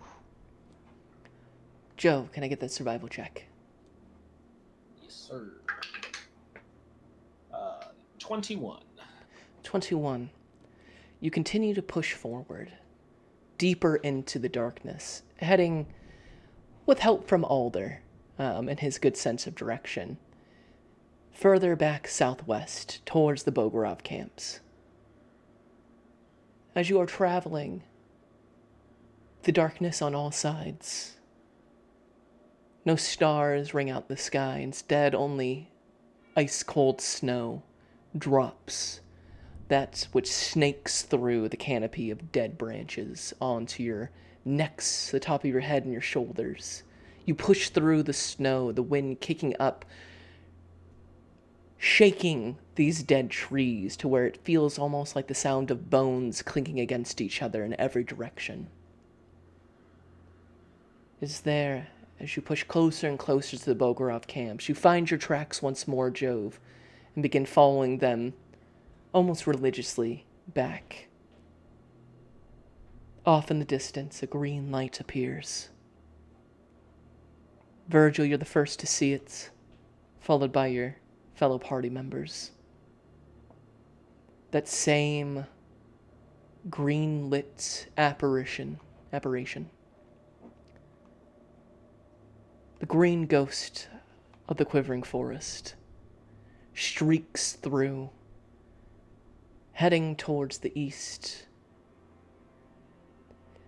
At breakneck speeds, it dashes through. At one point, it might have only been 30 or 40 feet away from you. You see the long streamers following behind it, passing through the woods so haphazardly that any normal rider would surely be decapitated by the speed. You can see parts of the branches don't break but simply move like a strong wind passes by them. You see the handsome face of a noble man. Alder, the historic paintings you've seen in Casa Vallejo stream into your minds. You see the face of Talric Duran, one of the Lord Protectors of Flan, manifest, just as regal and as handsome as the portrait on the walls of Casa Vallejo display. But you notice something that you are all too familiar with. 2 green spikes, whittled by the very wood of the forest, are pressed deeply into his eyes, the ending of them bearing iron coins. You think of your time at the hamlets of the Stojanau River. You think of the unfortunate cousin of the farmers out in Flan that you were sent out to find, being returned back to the hamlets. A warning to those foolish enough to challenge Jenny's domain. And you see that same gesture, frozen in time, on this ghostly figure. With a strong kick of the spurs on the side of their riding horse, they dash through the woods. An angry, pain-filled wailing trailing behind them. Can I have everybody make a wisdom saving throw? 17. Pass. Portent 15. Pass. 6. Jove, Pass. you feel fear grip your hearts. Go ahead and write down Talric's visage and wherever you like to keep those notes. I'll save that for something later. Talric's visage. As fixed into your mind, Jove, is the image of that handsome lord. His eyes plucked out by these wooden iron nails driven deep into his sockets. You feel your vision fade for a moment, as if your own very eyes have been pierced. They sting and burn, both equal parts cold and fire. You all hear Jove let out a pained cry as he reaches for his eyes, begins rubbing them, scratching at them, almost obsessively. Jove, you feel yourself start to press into your eyes to the point of pain before your senses return back to you, and you can feel the nails starting to protrude from your hands. You can feel your claws beginning to come forward, slipping behind your eyes, almost to the point where you could pull them out yourself. But as the madness leaves you, you are left winded. Your eyes water and blink as the tears that stream from them begin to freeze in the cold. But your senses are yours once more. And as you see the last bits of green light streak ever eastward, it's almost like watching a trail. Jove, you feel almost like Tron, like you could almost follow this green light. And as Virgil and Alder, the light fades, Jove, every time you look in that direction, you can just see that bit of green light guiding you. A trail left in the ethereal plane, seen only by you.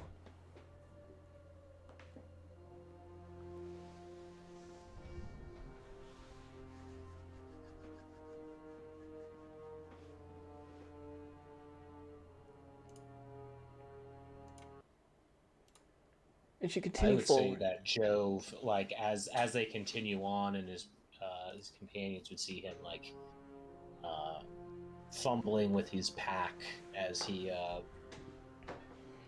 dips into his smoking pipe and quickly lights it as a kind of a salve to calm him down as he's kind of looking in that direction. Very uh, Jay Gatsby, looking at the green light in the distance as he kind of takes a few puffs before continuing moving us forward. Joe breathes out. There's that plume of heat and mist and smoke exit his lungs. Oh, since this is the The pipe of smoke monsters, can it just like unconsciously be kind of similar to the visage that I just saw? As the smoke steams away from Jove's mouth, you can't help but to see the visage of this lordling rider. The horse misting away until only a wolf remains.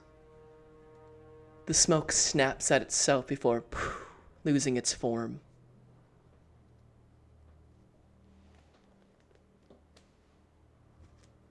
As Jove, you steady yourself, begin heading southwest once again. It's not long before you hear the light sounds of the Bogorov camp. Alder, you figure it's probably closer to 10 o'clock. It's exceptionally dark, and the large, relit bonfire of the Bogorovs, their Vardos neatly packed, just the bare minimum of their supplies out. You can see that they all seem to be huddled around for the Darok once again. Elias speaking to his family once more. Not the dour expression of a Mortu story, but there seems to be smiles and laughing as he tries to pick up the spirits of his family as they sink in on the news of the lack of marriage to be had in the coming days. While his family appears in various states, some smile and laugh and clap along, others seem quieted. The large sounds of music and joy seem muted, while you can still hear a number of instruments being played to accompany Elias. The outright dancing, singing, and cajoling of the Bogorabs does seem lessened as you return back to their camp.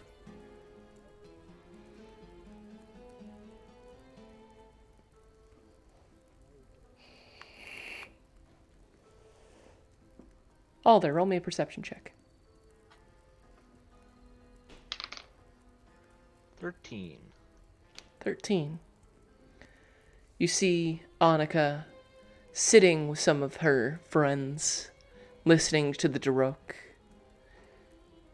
seeming to smile and clap along with Elias, encouraging him and her family during the nightly Darok. Her eyes fixated on her family and lit up by the bonfire. She is striking this evening, as she has been every evening you laid your eyes upon her.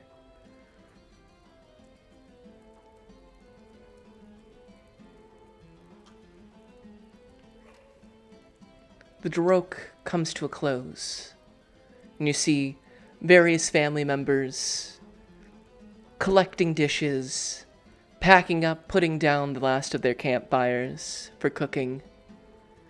Some head to their Vordos, others speak with Elias as they prepare to retire for the evening.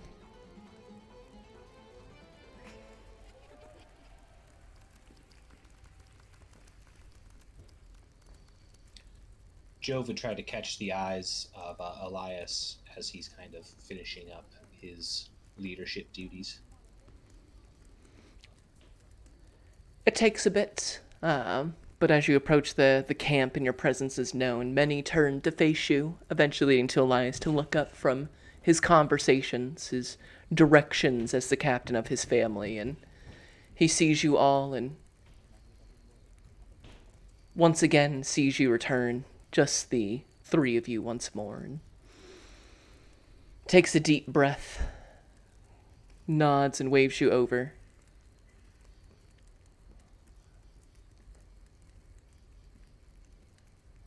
As Jove comes over, he will produce the scarf and kind of hold it in both hands to present it to Elias and says, sorry, Elias, that twice now we've come bearing bad news. Found your man, but fortunately he had been laid low. Elias takes the scarf and folds it gently in his hands, places it into a pocket. Well, then this is twice I must offer my thanks.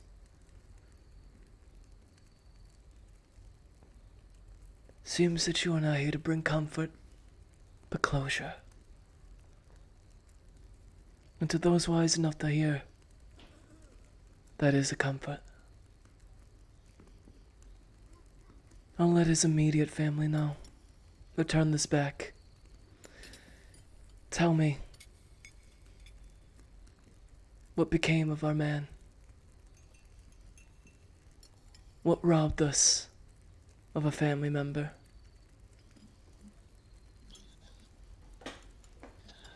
An unsightly creature called an ettercap. Sort of a spider-human hybrid-like thing.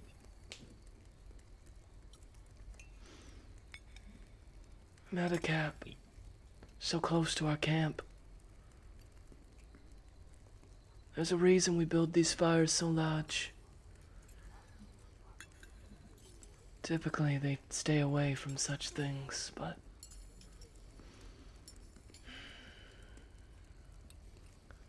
the forest is too active. The woods, hunger.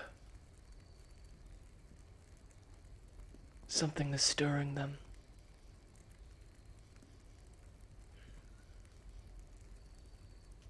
He looks off, as if thinking back on a lifetime of dark experiences. He stares 1,000 leagues away for a moment. His age almost seemed to accelerate in front of you, as the strong, weathered shoulders of a 50-year-old man stoop forward, aging him 20 years. He looks gray, weakened, beat down by a life of hard traveling and even harder nights. But just as quickly as he ages, he pulls himself back, straightens himself up, and regains his earned wisdom. Well, we'll just have to keep ours close. No one goes out to the forest alone. Nobody leaves the camp unaccompanied. 2 pairs of 2, moving forward. I appreciate all that you've done for us. Your tidings are ill, but you bring a new light. We'll be happy to have you at the camp once more.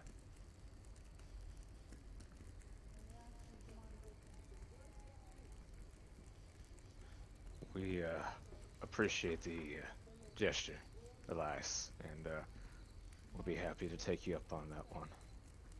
I also should mention that we didn't do this alone. We actually met up with a group of elves that were out in the forest that also had some of their own taken by these other caps, and a woman that was with them too. friend of mine, spellcaster, name is Aya.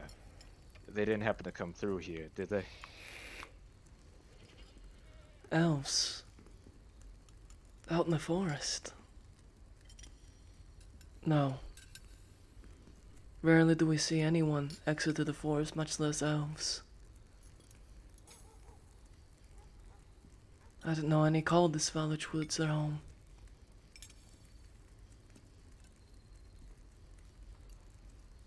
But if they are a friend to you, Alder, then they will find friends here. I'll let our scouts know to welcome them in. Thank you.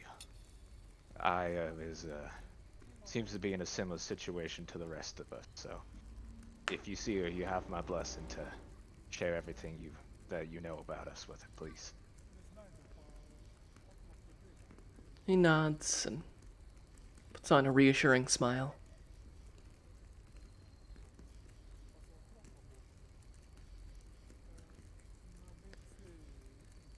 So what offer you now? What do you do next?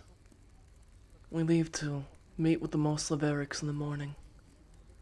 To travel and share our grief, our trades, and to show them how to dance properly. The Moslaverics are shite when it comes to dancing and singing, but their wares are good, and some of our Vordos could very much use some of the wheels they have. Let's not let this lack of a marriage be the lack of a good evening.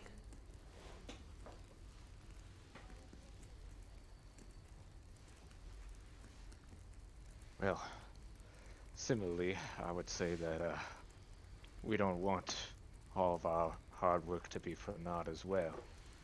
And, well, and he kind of looks at his group. This could be a bit of two birds with one stone.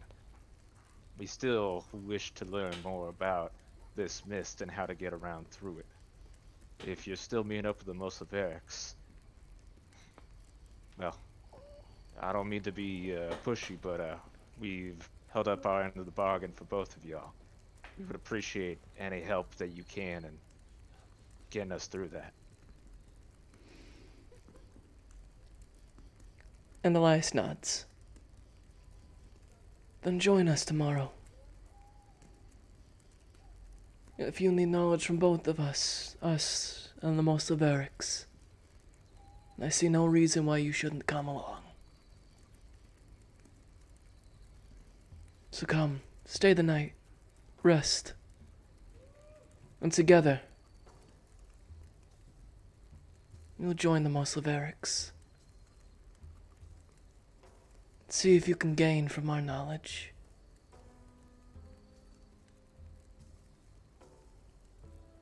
Very well.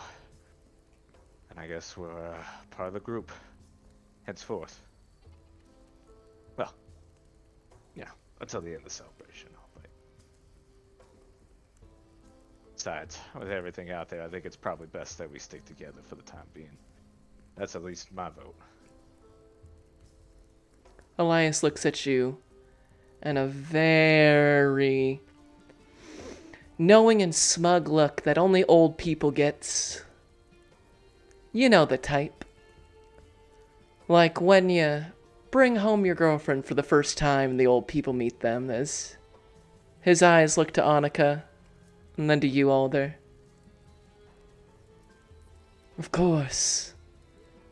I'm sure the knowledge that we possess keeps you close. But it would take a little more than fetching items and giving us closure to join our family.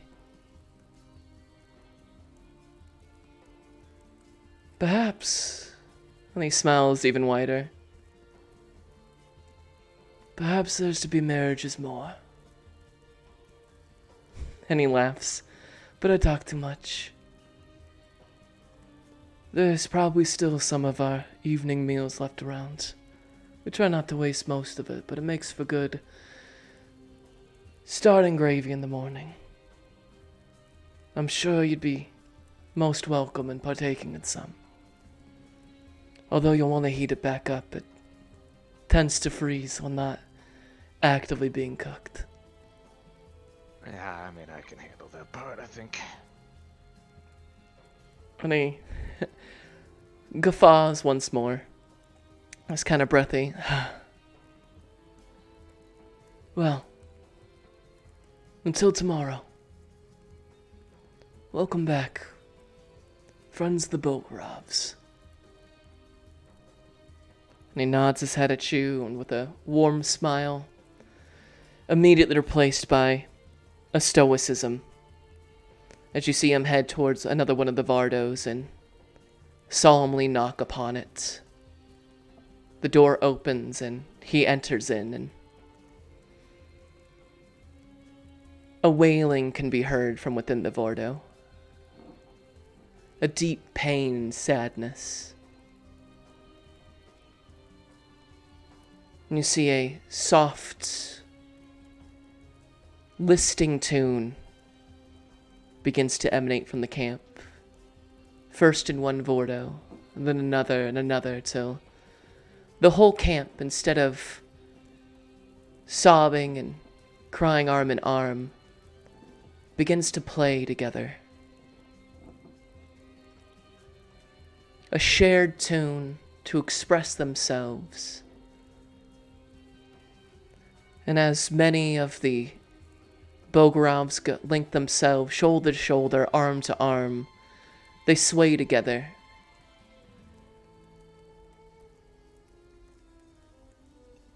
They sing, and they stand close to the bonfire,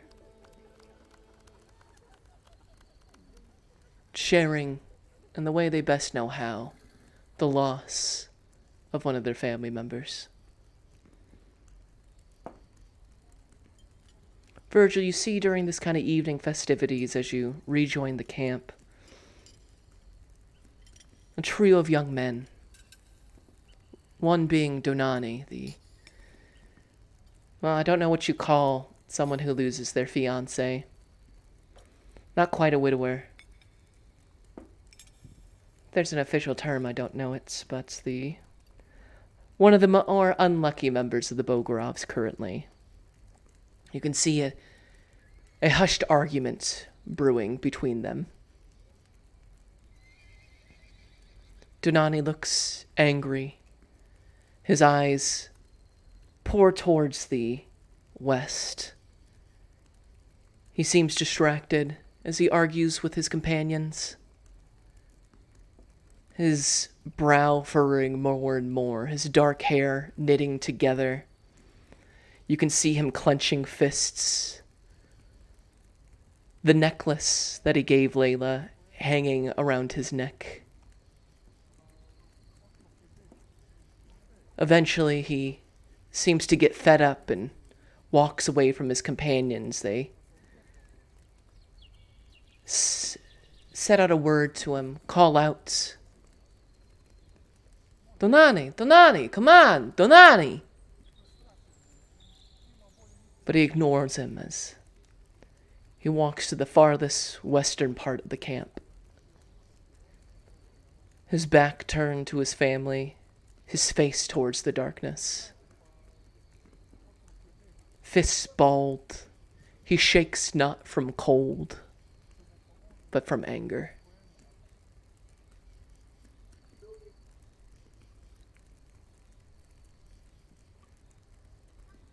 Yeah, I'll approach him and, I think they're calling for you. I think that's your name. Is that right? You do, Nani?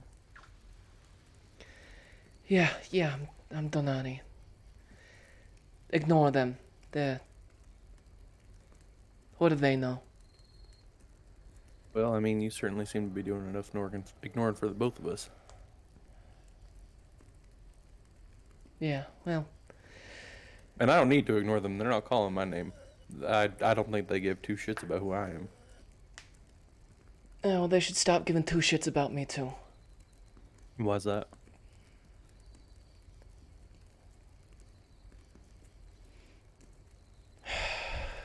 You see him just going through it right now.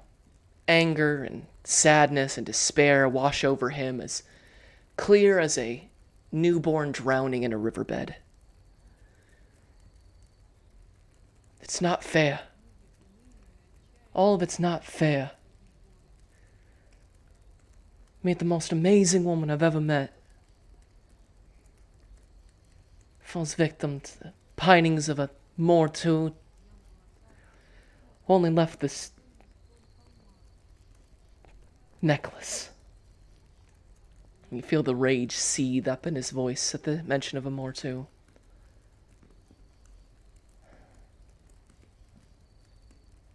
All the stories.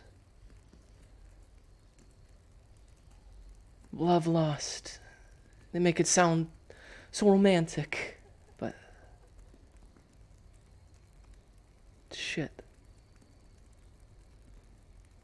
My heart breaks. My anger inflames.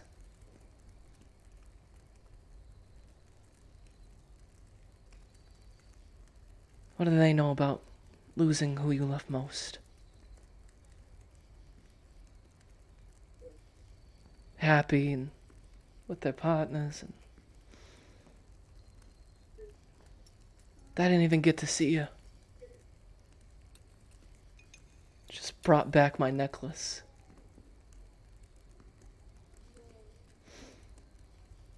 I would do anything to bring her back.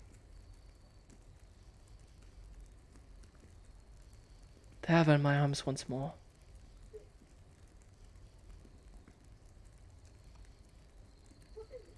Oh, Ronnie, she's no good with the sight.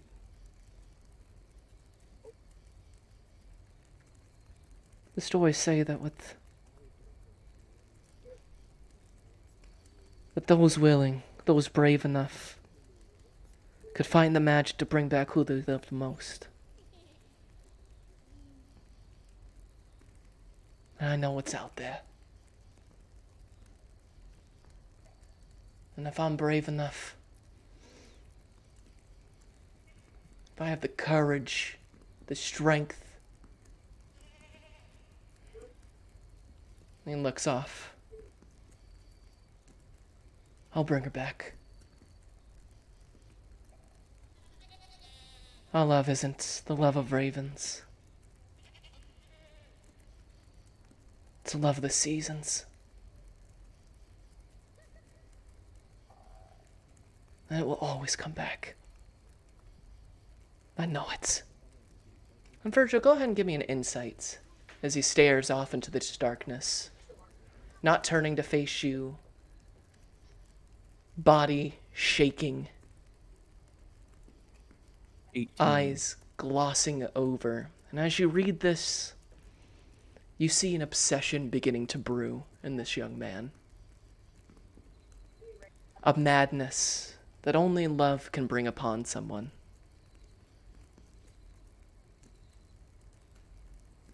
Well, I certainly can't say that you're unfounded, but I think sometimes the best way to see where you should be headed next is to take a step back. You lost who you say you've loved more than anybody else, but I challenge you to look around and see this family that loves you just as much. They didn't gather and go on this trip to meet this other family and do that for no reason. They're here with you. And you've got people that are calling your name, wanting to spend time with you. You talk about not getting to see her, not get to spend last moments with her. And now you're talking about going off into the woods by yourself. And you're leaving your friends with the same situation. What are we going to bring back for them? You got a handkerchief I could bring back as a token? I just need to know ahead of time. I'm not going to tell you don't go out into the woods, because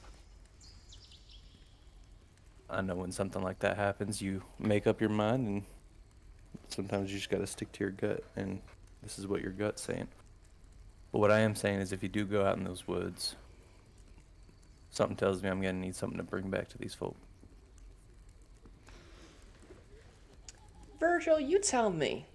Persuasion or intimidation on this one? Your words ring Intimidation. out. Intimidation it is. Go ahead and roll me an intimidation check. I'm actually equally proficient in both. Oh, that's only an 8. So 13. 13. He finally turns away from the forest to look at you. And you see that same obsession in his eyes. The light of the bonfire flashes over them, and you hear his name called once more. He grips the necklace tightly, and he lets out a long breath. Stops shaking as the cold sets in on his shoulders.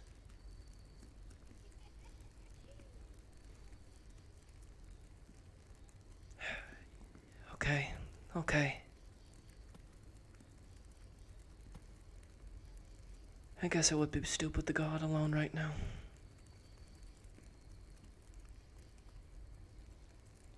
I'll never stop trying to find her way back, but you're right. I gotta be smart about it.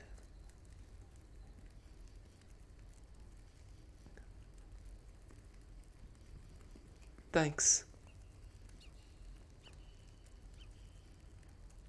I believe you're wanted over there.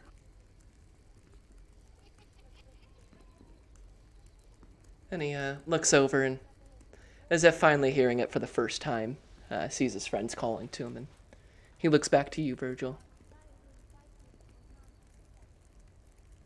You sound like Elias when you talk. He's wise like that.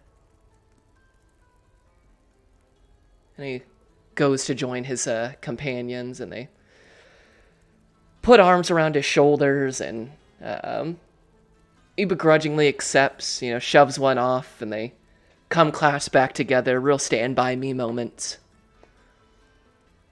They go over, and one pulls out kind of a small flask and hands it to him, and he looks back at you, Virgil, and not a smile, but a lessening of the frown plastered on his face as he takes the small flask and drinks it and makes an awful face and looks back at his friend, and his friend begins to laugh before dumping out the rest of the flask and pulling out his second one. And I'll Stenographer. start heading Go back for it. into the camp. I'm looking for an alder. Alder. As Virgil goes to talk to the young Donani, what are you doing? Alder would Alder would actually approach Jove in this time, just before Virgil comes. And Indeed. Go for it. hey Jove, can I ask a favor of you, buddy? As his heart is beating 1,000 beats a minute. What can I do you for? Question, hypothetical. Do you happen to have any wine on you? Anything that we got from the mansion, or your own drinks, or? Well, I mean, I did give you that one bottle before we went into the other Vistani camp. I don't know if we ended up giving that one away. Oh, we didn't. You're right. As he looks through his bag again. Oh yeah, I do have that written down here. That must have been when you gave it to me. I thought I hadn't erased it from the first time, but you're right. Oh, no shit. Okay. Tell me I got this, buddy. As he puts his hand on your shoulder. Well, I think you got this. Just work your magic. I mean, not literally. That was a terrible idea. Yeah. That was terrible. Yeah, No. Yeah, and I wouldn't even use that scroll of detect thoughts either. I think that would probably be uncouth to do. But just be you. Be bright. Be warm. Be that alder that we all know and love. He stares at you. Who do you think I am? I'll have you know I have not read your mind once, Joe Featherfoot. I mean, I you mean, did go through my entire journal and then tell me afterwards that well, you've got a perfect memory. So that did feel a little bit like a intrusion on my own personal space, but it's okay, okay. okay. I got no You secrets know to hide, what? Alden. All right, okay. You're right. I should have told you what I was planning on doing there. You're right. You're right. I just I wanted to know more about you in case, the any like mimes, claws, motions at you goes out of control. That's what that was about. Okay, Fred? I understand. I wouldn't have given it to you if I didn't wasn't ready to have somebody flip through it. But just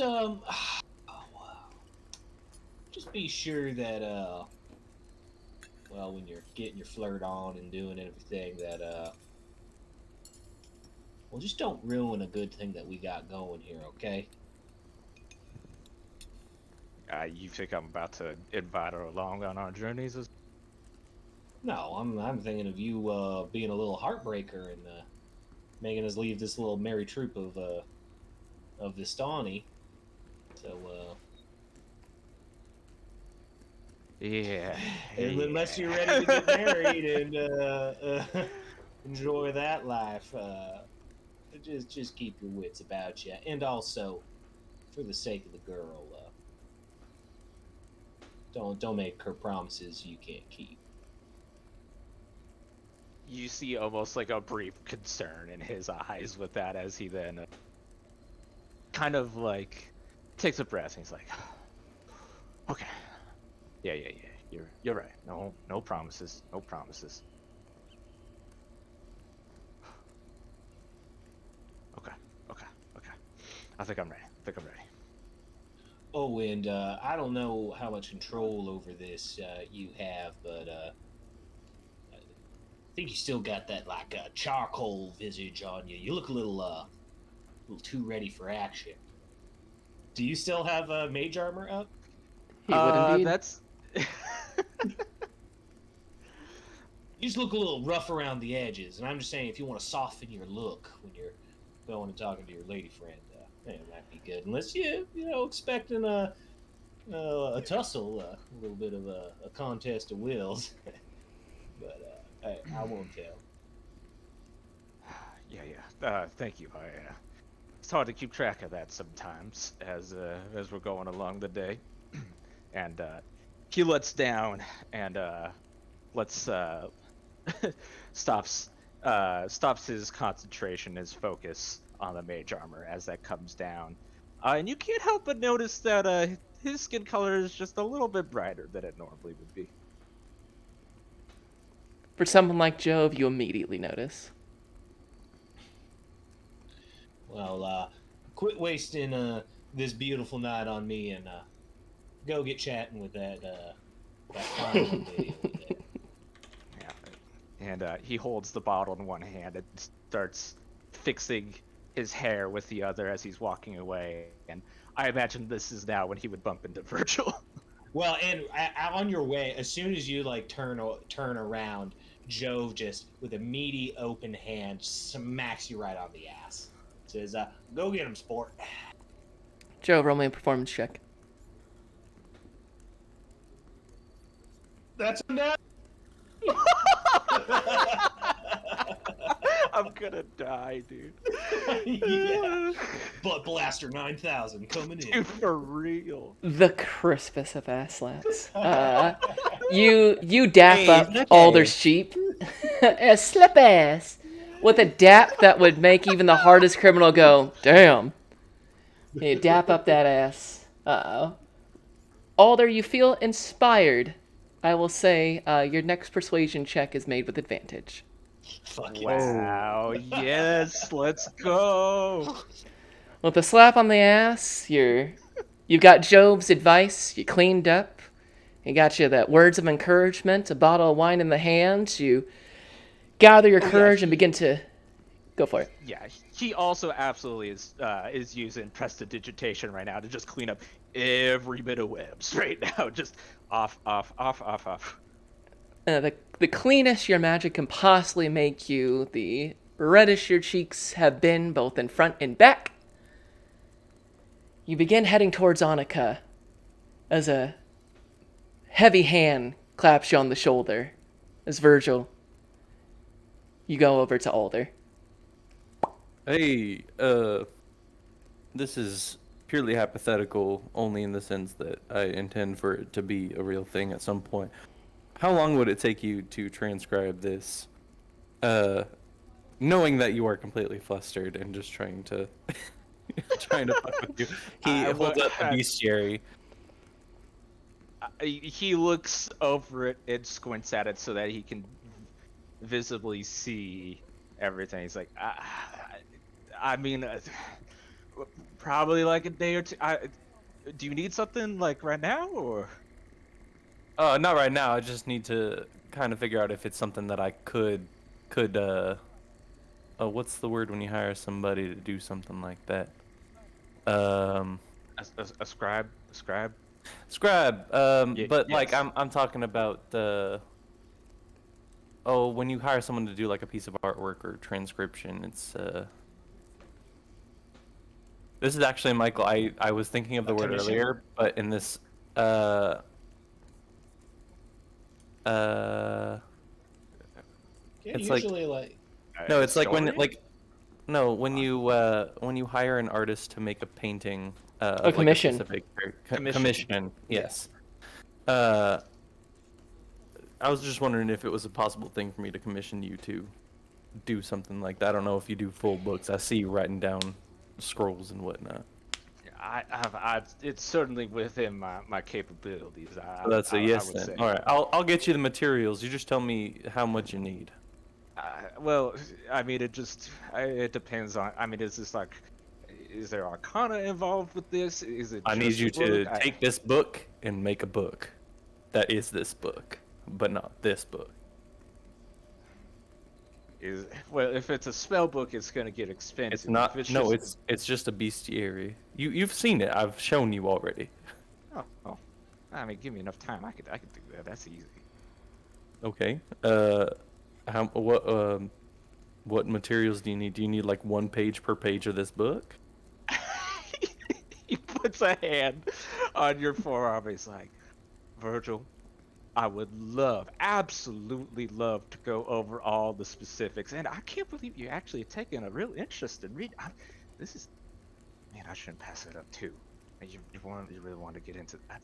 Listen, you sit down with me sometime soon. I promise we will go over everything that you need, or that I would need to go through it. It's a doable thing. I promise you. This is Okay, just just remember that if this book doesn't get returned, then it's our whole party's ass that's on the line. So I'd hate for it to get burnt up in any situation and have that be on the back of our minds. No, I haven't been that careless with the flames. I mean, okay. You're not the only flame out here, just saying. Yeah. You're right. Okay, I'll look at it first thing in the morning before we take off. Is that a deal? That's a deal. Okay. And Alder starts to walk past him, and I stop him again. Tries to like sidestep. I stop him again. I'm like, oh, by the way, lover boy, with the way that they're talking, just remember that if we're trying to get home, last thing we need is more connections to this place. And then I'll walk off. Don't want connections to this place, but he wants a book from this place. All in, okay. It's not a connection. I'm trying to return the book. I'm trying to return that book ASAP. Alder's not thinking straight right now, you know? He's... Yeah, no, I'm gone. I'm gone. With that said, Alder will muster up what courage he can to try and spot where Annika is and move towards her. You do. And she has you in her gaze well before you make your way over. You see she's got the lantern with the cat of flames still inside of it, and with a very wry smile as you approach, the color of the flames changes color. from that sky blue you left it to red as she holds it up to you and goes, Alder? Annika, fancy seeing you tonight. Oh, and you kept the cat. Of course. This is where I live. And she smiles at you, coyingly. He turned sheepish a bit again. He's like, well, I mean, I just was hoping that you didn't, open the lantern. I promise the thing will just spring out of it. I've seen it happen. She Oh, smiles and, oh, you mean like this? And she opens it, and the cat jumps out at you, and with a quick hand, she catches it with the lid and puts it back in. Easy there. I mean, I don't burn easy, but I feel a little bit. You're not the only one who knows how to play with flames. The sight sees many of us. Well, I feel like you're stringing a certain flame along right now. No strings at all, except for the ones you want to attach. Well, I actually came over because, well, I know I gave you a promise here with the flames, but kind of wanted to do something a little bit easy, if you don't mind. And he holds up the wine and says, "Would you like to have a drink with me? Look up at the sky?" Oh, so I'd you like- think I'm easy? And she looks Oh, at you with like just the most wicked grin on her face. No, nothing like that. I did not mean to imply that. I just some things are better when I think they come from the heart and not necessarily the arcane. He kind of says, tilting his head a little bit, almost looking as if it's like a slight apology. It's like, sorry about that last time. Go ahead, Alder, roll me persuasion with advantage as you make your attempt.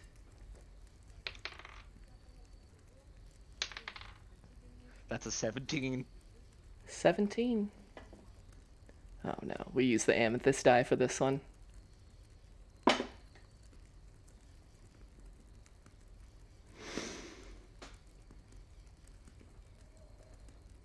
As you stammer and apologize and quite frankly look as much the young middle schooler asking a girl out for the first time as anyone could imagine in this place, Annika puts a finger up to your lips. I'd love to join you for a drink. She goes over to her Vordo, opens the door. With a few quick words, you see what appears to be Annika's sisters exit out through the Vordo. She closes the door to it and calls you on over. And he'll follow with and say, "You be the guide. I'm sure you know what spot would be best here. I'm a stranger in these lands, after all." She gets the Vordo.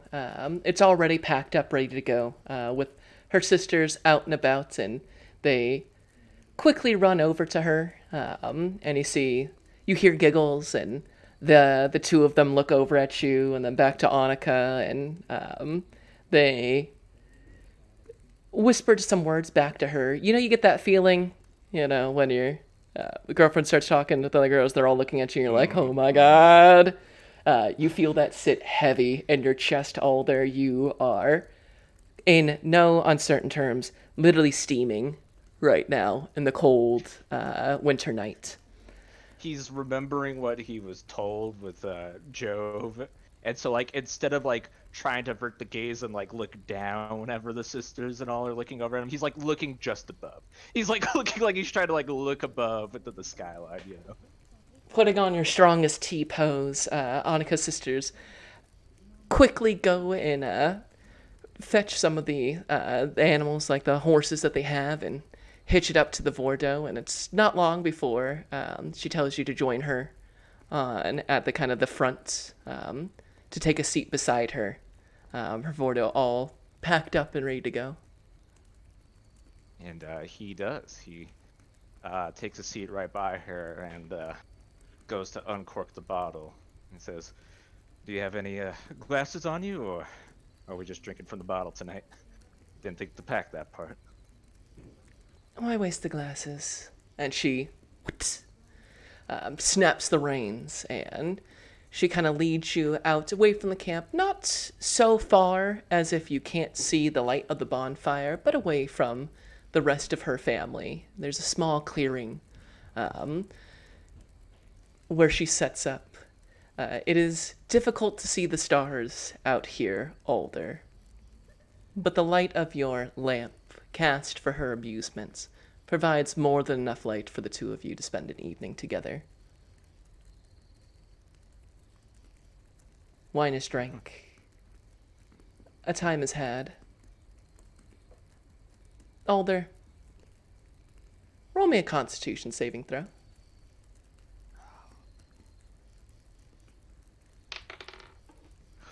That's a not natural 20. A not natural 20. Annika speaks with you, tells you about her life, listens to your stories of your time with the Lost and Founds, of your exploits. The wine bottle becomes empty far quicker than you may have intended, but you are able to keep your head on straight. She seems more intoxicating than the wine that you have shared, and as the evening grows late, she opens her Vordo and asks if you would like to join her, or should she take you back to camp. And she's like very clearly, you said? Yeah. He will thank her for a great evening, and that he will see her in the morning. It would ask to be returned back. Big. Disappointment. A very open sense of being remiss, reproach perhaps. She exhales deeply and gets back to the front of the Vordo and has you sit there and takes you back. She quietly thanks you for the evening and says she'll see you another time before she heads into her Vordo. Immediately, her sisters run back and open, and you can hear the giggles begin and then they stop as her Vordo goes quiet. You hear the sound of a lamp being opened and a bright flash of blue and red lights before dimming to the darkness as you are returned to camp far later than the rest of your companions. Jove, Virgil, as you watch Alder go with Layla to her Vordo and leave camp for the time being, is there anything you two would like to do?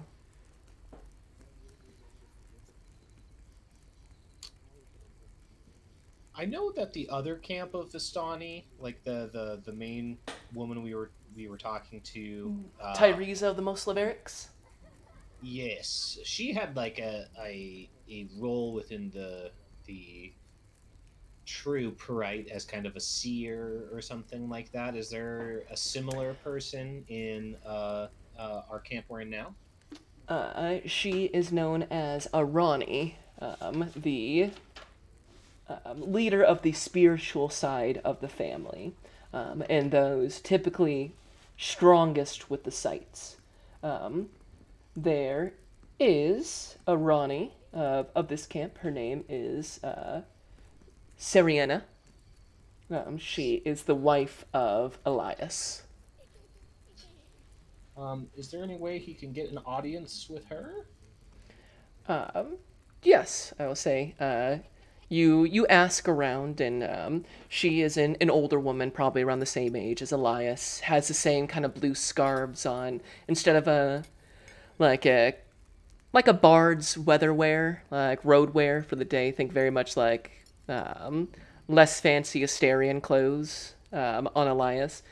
She has a very flamboyant kind of long skirt on, big flowy like dress shirt on top with number of bracelets that hold the sleeves in place. She has numerous necklaces on. Her hair is woven completely, the gray and silver in the firelights showing the bright blue beads and jewels that have been braided into it and probably have been there for decades at this point. Her hair is long, trailing well down her back and farther. You'd say must be at least nearly 4 feet long. As she is alerted to your request of an audience, and she arrives later in the evening, having finished her duties as the Rani, and asks you what you require. Excuse me, sorry to take up your time here. I know that there's work to be done, but it's my understanding that you're the Ronnie of the family, and I had a question of the spiritual nature that I was hoping that you might be able to help me with. She nods and says that yes, she is the Rani of the Bogorovs, and what is the nature of your inquiry? She sits over by one of the logs, kind of flips out the large skirt, and looks at you earnestly. I know that you and your people are well acquainted with these forests and the ways in which to move around through them. And twice now in my short stay here, I've seen something out there. A, a ghastly visage. A horseman of sorts with a trailing green light. Almost like it's trying to lead me somewhere. Your husband had spoke of how the force seems to be stirring in a new and anxious way, and I just wanted to know if this is a phenomenon that is new, or if mayhaps you all have encountered such green ghastly light, and if so, what you make of it. Soriana purses her lips, thinks on what you have said for a moment. A green light in a ghost is new to her and her family, but ghosts in the mists are not. Whilst the Vistani burn their dead to stop them from rising with the mists, mist zombies as they are colloquially known. Those that reappear as apparitions are those who have not been set to rest, those who die suddenly, violently, or those who have unfinished business, those who have not had their funeral rites prepared correctly. As you have now seen, while there are multiple funeral rites for different people, Orsnu bind their dead and bury them. The Vistani typically burn theirs, especially due to the lack of like supplies just out and about in the forests. That the stories of the Vistani are that if you want to be rid of a ghost, you must put it through its final rites. But a green ghost haunting the Svalich woods, for their stories, there is no such thing. No ghost that finds such descriptions, I would say. It seems foreign to the Rani of the Bogorovs. Well, thank you for that. I don't mean to add to your worries. You know as well as any of us that dark things lurk out in those mists. Yeah, perhaps it was just a trick of my eye, but the information about the ghosts is helpful. Should I run into another one, keep in mind the importance of laying it to a proper rest. That is all. I don't mean to take up any more of your time. Me and my compatriots appreciate you and your husband's hospitality. She nods, and as she looks at you, Jove, you see a mistiness go over her eyes.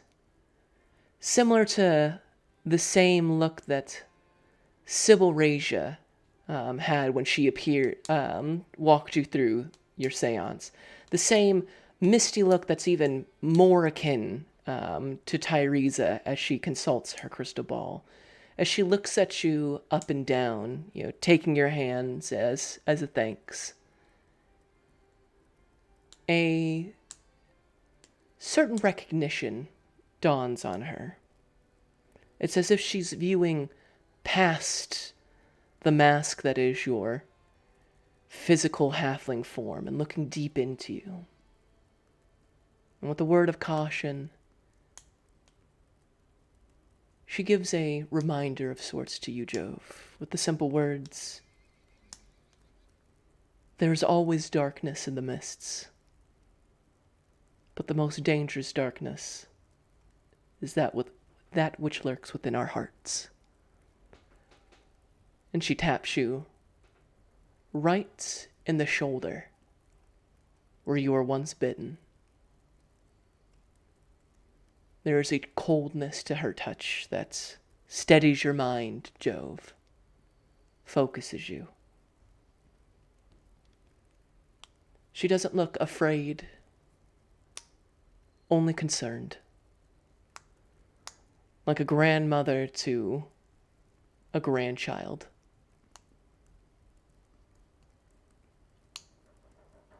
And with the simple word of, "Stay safe," she leaves. You feel yourself almost naked in this moment, Jove, as if she has peered through the layers of yourself and seen what turmoil lurks within you. It is unnerving at worst and strangely comforting at best in this moment.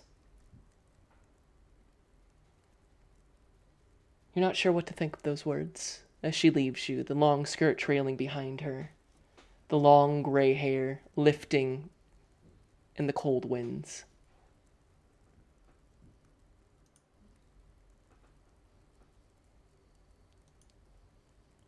With that, he'll retreat back to a spot close around the fire and smoke on his pipe and break out his journal and try to, even though it brings him a coldness and a pit in the stomach feeling, he's going to try and write down and recount as best as he can the what is it?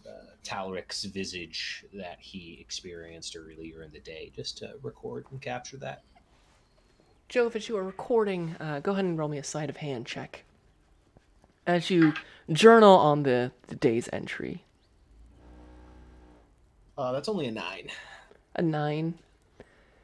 Your hands shake as you try to draw this visage. The words are easy enough, but the drawing itself is messy at best. You can see your hand shake as you try to draw the awful hybridization of iron and wood drawn into the eyes of Talaric. And as you exhale the smoke monsters that come from your pipe, absent-mindedly turn into wolves. With no command from yourself and no intent, your smoke monsters linger. And as you're finishing your journey, you see a whole pack of them staring right back at you. You put the pipe down, and they blow away in the wind.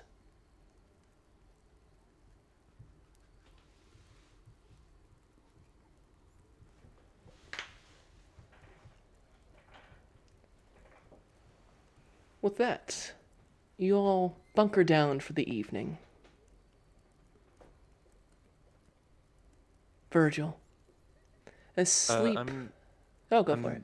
Tonight I'm just reading my book, trying to find vampires in the book and seeing if there's any information on them and how to get rid of the shit. And me an investigation check.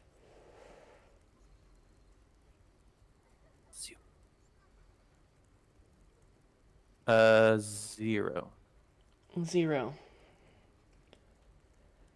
Oh wait, no, I did insight. Investigation, that's a 2. 2. You scan the book. It is written in that same kind of old common.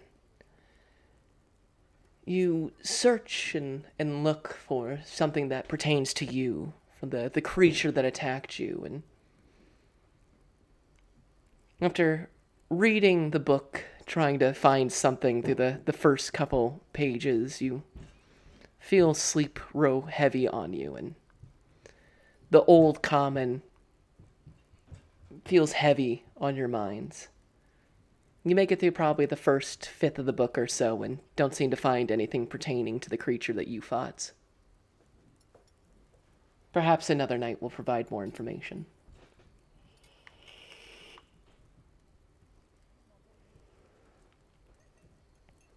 But with an evening reading of your bestiary, later that night, Alder returning a few hours afterwards, returning to your guys' camp, seemingly as spry and fully clothed as he left.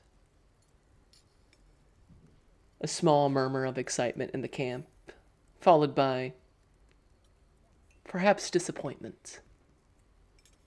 You all bunker down for the evening. I will ask, anything before we go into our rest?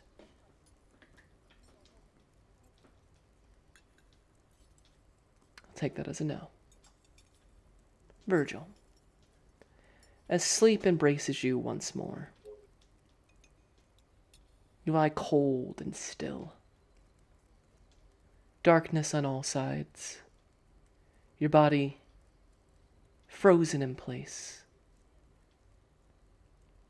You see the broken, ripped visage of that blood-like womb around you. You don't feel your heart beat as it did last time. There's no burning sensation, only cold darkness and a hunger. Not from the pit of your stomach, but from your very being. The cold grows more and more, uncomfortably so. You feel corpse-like in this space.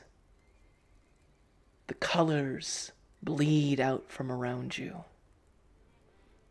The flap of raven wings around you.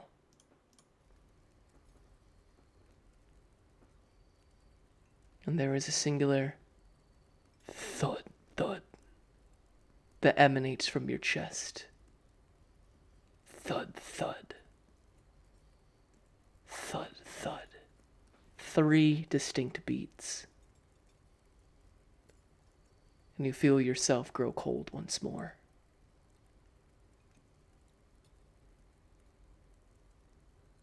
You awake the following morning, no longer cold, still, quiet. You take a sense of yourself Flex your hands, your forearms, your biceps. Feel the muscles in your body tense with control, with strength. You almost hold your breath.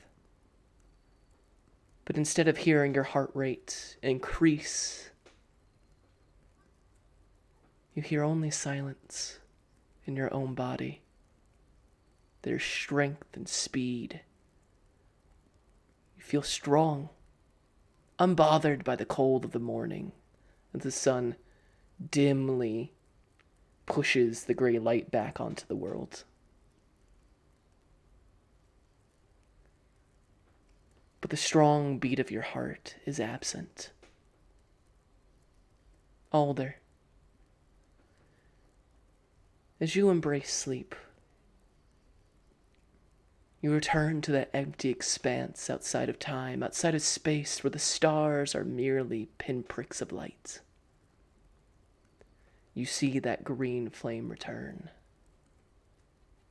like spider legs stretching across cosmos,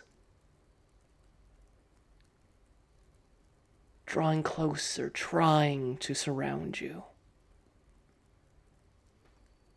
Millions of small, burning like coals rake across your flesh. Spiders everywhere. They try to burrow within you, feast upon you, every orifice consumed. It hurts. It's pain. You feel it in your body, in your lungs, in your heart, in your mind. Fear grips you. Your heart beats so fast it almost feels like one continuous beat. And when you feel yourself at your weakest, as if the very essence of all there's to be consumed, like tender, cold arms, like ice, like being embraced by Annika without the heat. You feel arms wrap around behind you. One around your waist, another around your shoulder, as they pull you in close. Fine, feminine features. Amber lights. Backlit, pushing back against the green. You feel the spiders expelled from you. And as you look down, you see not the dainty, refined flesh that you would expect, but cold, bleached white bones embracing you. You feel yourself being pulled back towards that amber light. And as the amber light embraces you fully, you blink to the graying morning of another day in Barovia. Jove. Through the darkness, you are once again hunted. The same dream repeats. You hear the snapping of twigs, the footpads of a heavy beast running behind you. Every turn back to the nothingness. You turn your whole body around, begin almost backpedaling, trying to keep pace, trying to catch a glimpse of what it is that hunts you. And as you finally snap forward, as you bounce against a tree, it rights you, and you look up into a face of green, mottled light. Like a sickening cauldron boiled over, this green light wafts down on you. It is sickening, vile. Like all the decay and fungus and death in the forest thrust into a single pinprick of light. You look up into the face of this fallen Lord of Flan.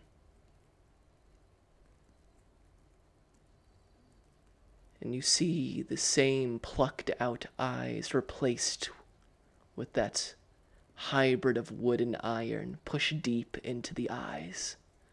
Not enough to kill, only enough to torment.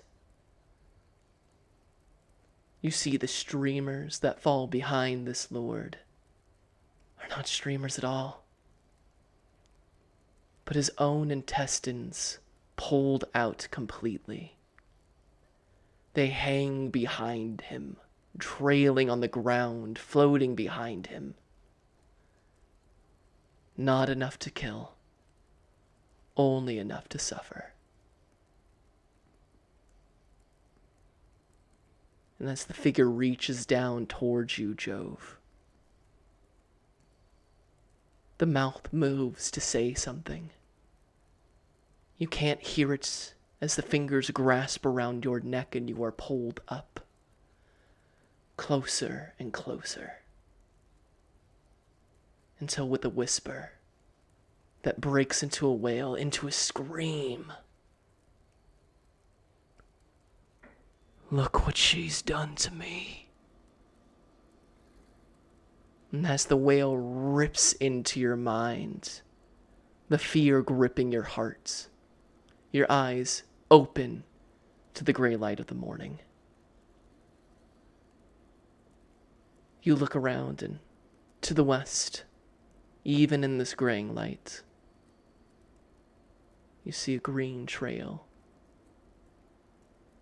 floating like an after image, one part dream, one part bleariness, heading deeper into the forest. But you all awake to the next gray day in Barovia. You can hear the sounds of the early risers of the Bogorovs, some tuning instruments, others preparing for a morning meal. The bonfire at its lowest it's been since you've arrived, and with very little inclination to get it started, as you know another day of travel shall soon begin. Is there anything you would all like to accomplish before you set off with the Bogorovs this morning? Alder will take a look at the bestiary. I was gonna say, I was made a promise. Go ahead and roll investigation, Alder.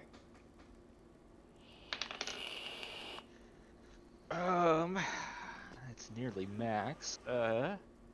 Investigation, you said, right? Mm-hmm. Yeah, that's a 25. Not good enough. Alder. DC 26, sorry. DC 30, actually. Yikes. It's not gonna happen. Alder, you tear into this bestiary in a academic sense. You pore over the pages, read through it, sharpen it till you have it in your mind, so that until you can find the right materials to copy this down, it will at least be affixed in there. Every page, every turn, you fully consume the knowledge of this book. Feel confident that you could display this information. You know, with your experience transmuting spells from scroll to your book and other unconventional knowledge, that it's not the inks. Any ink will do. Hell, you could probably even use mud to write this if it were really pressed. It's simply where to find enough parchment to write all of this down. If you want every single part of this one, it will take quite a bit of parchment. It's not a thin book by any means. It's rather hefty. Many strange creatures lurk within. You recognize many of the undead in their various forms. But should Virgil want to know something specific, you feel confident you could point it out. You're thinking that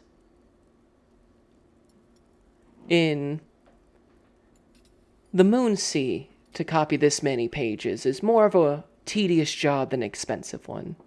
You could buy a book for a single gold that would have enough pages to fill it with this knowledge. Out here, you're not sure how much parchment that would cost. Orsnu seems rather bereft of empty pages of books. There's no arcane shops out here. You're thinking it'd be 10 times the cost minimum. Probably even more depending on where you find this book. But I'll say with the 25, Alder, you have the full knowledge of the Barovian bestiary at your disposal. He'll, after finishing it, he'll come and Ew. hand it back over to Virgil. Right between the pages. Yeah. Well, I read through the whole thing, and should be a simple enough job. Pretty familiar with it, and I think I could write it all down for you. Only thing is, well, that's a pretty thick read, honestly. We're gonna need us a real big book or a lot of paper, parchment. That's really gonna be the tough part. I can use whatever for ink, but finding the right book to get all of that knowledge down is gonna be the main concern. But yeah, I could do it. All right, that's my mission. I'll get you materials. Like I said, it's purely hypothetical in the sense that I do want it to be a thing, but for right now, it's just a thing in my brain. And he'll, as he's handing it over to you, he'll like even tap on the spine of it and pointing to the pages and say, just remember, a lot of pages, lots and lots of them.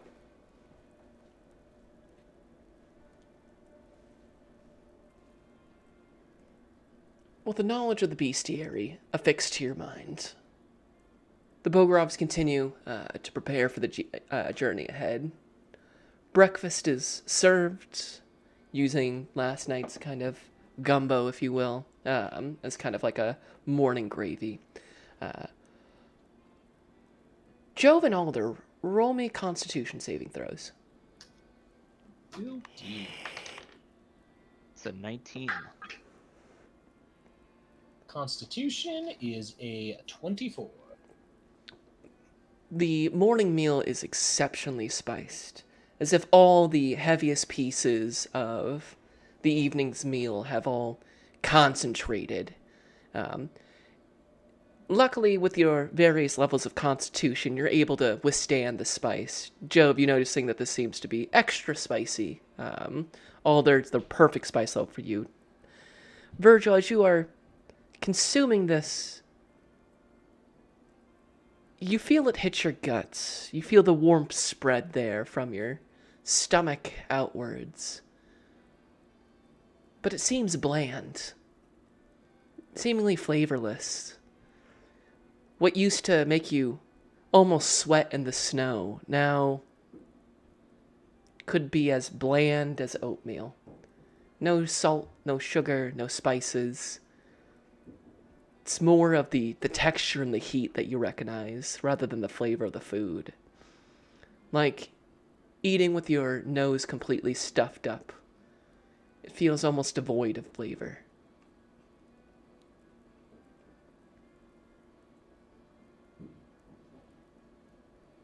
You look to your companions and you can see you eat something spicy and it brings the kind of snot to the nose. You go, oh, clears you all out. So you can see both of your companions sniffing hard, clearly feeling the effects of the spice but not overwhelmed by it. But as you eat it, nothing.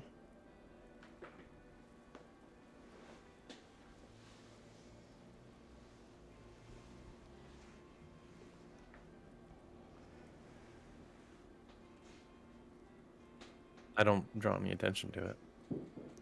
You keep it to yourself. It's not long afterwards. Breakfast finished. The Vordo's packed. That Elias tells you all they are about to begin their journey to meet with the Moslaverics.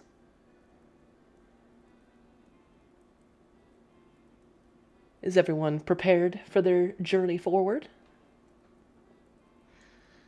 Yeah. Pulse check on Annika, please. Roll me insight. Uh-huh. Insight, that is a 12. A 12? Well, actually, hold up. Insight, no, that's a 13. 13. Nope, Annika gets the amethyst dice.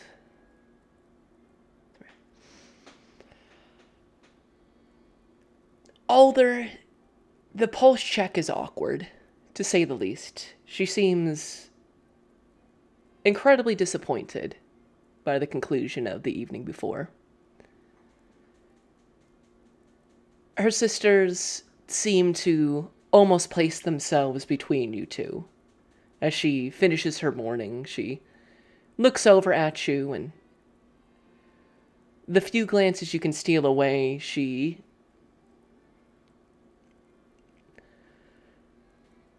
doesn't look pleased with how things ended. I'll say with a 13, that's about as much as you can insight. She doesn't run off over to you. She's not cold by any means. Clearly, you have her attention, but her sisters, on the other hand, are a different matter. As you look over and catch eyes, you both look at each other. One sister steps forward, and they are just as lovely as Annika. One appears to probably be older by a number of years. One seems to probably be younger by a year or two. And the older sister respectfully puts herself in place between you two, reminds Anna to get back to it. But the younger sister, brother, you don't need a high insight to see that she's not loving you right now. Yeah. Frowns at you. Puts on that, you're getting a hell of a stank face from this Vistani woman.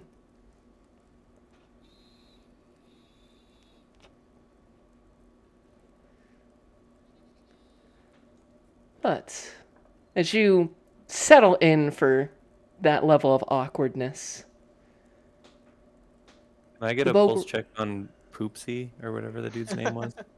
Donani, yeah, go ahead and roll. Dunani, insight. yeah. My brain held on to do. My brain held on to do and Dunani. It was like poop something. Punani? Can I get a pulse check on that Punani? Yeah, can I get a pulse check on Dunani? Roll me insight. I mean, just the fact that he's there is all that I need. Like, mine's literally just a pulse check. He Insight is an 8. an 8. He is still within the camp, closely flanked by his two friends who seem to be sticking nearby. He is... Chipper is definitely not the mood that he is evoking, but he's there, begrudgingly so, perhaps. Packing up and preparing his family to move. I'll go up to him and with his friends there, I will say, well, it looks like we're gearing to part ways, and I was just wondering if, after sleeping on it, if there's anything you wanted to give me.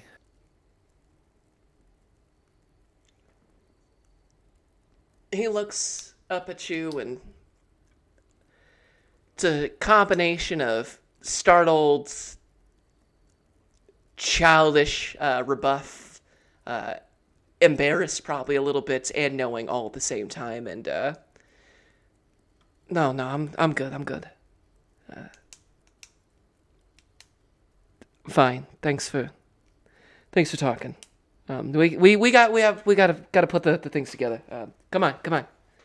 And sheepishly and hurriedly gets his friend. His friends both kind of look at you and then look back to him. And what are you talking about? And he's like, shut up. Begins to moving more stuff. All busy work, just trying to appear busy. And I'm gonna pull one of his friends as he like tries to pull him away. I'm gonna yank him towards me. I'm gonna turn his back to him, and we're gonna face away. I'm gonna say to him, "Now, I'm saying something really intimidating to you right now, and you don't want to mess with me. And your buddy that I just spoke to probably needs this." And I'm gonna hand one of my bottles of wine over. But I didn't give it to you. What I'm doing right now is I'm saying something really intimidating and making sure that you keep him safe. And then I turn him around and I give him a really hard smack on the back. Let's roll the deception check from his friend. That's an 18. He takes it and he puts on this big show of like hurriedly getting back, and you can see that he almost looks pale by comparison, and turns back to you in like a fearful glance, and with that, a perfectly timed wink to you. And Donani immediately is like, "What did he say? What did he say?" And he like starts shaking and nodding his head and starts taking him away, and with a nice sleight of hand, like he picked it up from somebody else's Vordu, like shakingly holds up the bottle and is like, gets them all away. And one last look back at you. I'm Another, gone. yeah, looks back at you and you're already gone. As he gets Donani and they head off to wherever young Vistani men go to.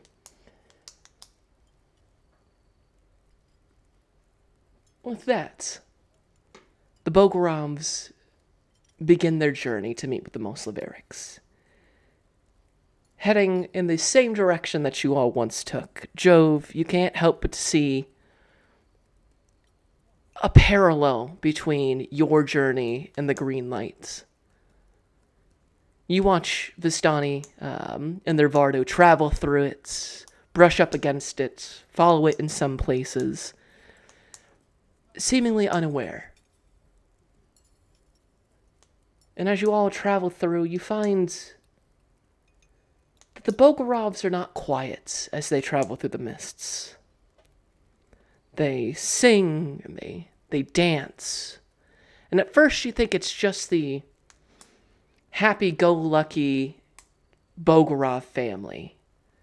These performers and entertainers enjoying travel and being on the road once more. The excitement of adventure traveling back into the misty woods. But as they dance and then they sing, you see the mist react. Huge swaths seem to twist and spin as if they are being danced with, as the Bogorovs twist and move into the mist. They hold out their hands as if for dance partners, and you see the mist twists around them before being shot out like tops back into it. It tries to move over this large group of people, and the songs pick up. As it moves closer, the volume increases, and there's this almost back and forth you see from them. They treat the mist almost like a fellow performer, letting it come in close before pushing it back, teasing.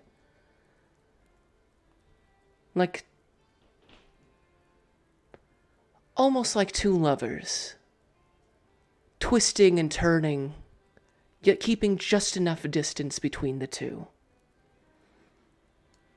Instead of the hard tracking labors, the Vistani seem to find the perfect path. Jove, it's impressive the way that they can move these wooden wagons in this heavy forest. They squeeze in spaces that you think no regular wagon should have any ability to, but the long, narrow style of the Vordos deftly twisted, almost as if the wood itself bends to squeeze between these. They move through paths that any other wagon would be in danger of breaking an axle, but they move with a suppleness, a breathing that you've never quite seen in other caravans. They twist in and out. They don't send out scouts to find the way. They simply discover it. It's almost careless the way they move through these woods. The singing, the dancing, anywhere else would be a beacon for bandits or wildlife, but it keeps the mists at bay. And as the morning turns into the afternoon, you find that they are energetic, emboldened as they move through, more comfortable moving on the road than they ever felt dancing around their large bonfire. It's invigorating. You watch their steps, see as they move, and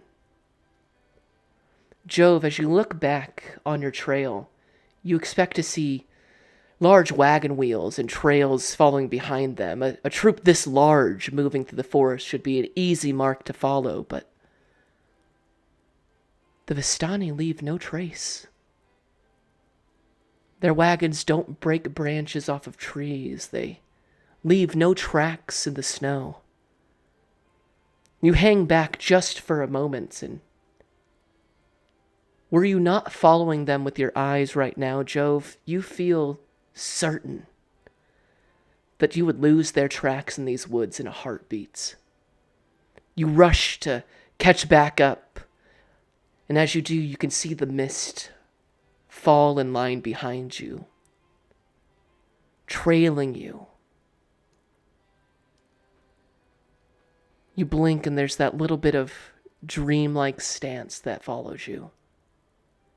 You look back behind you and nothing follows but the mist itself.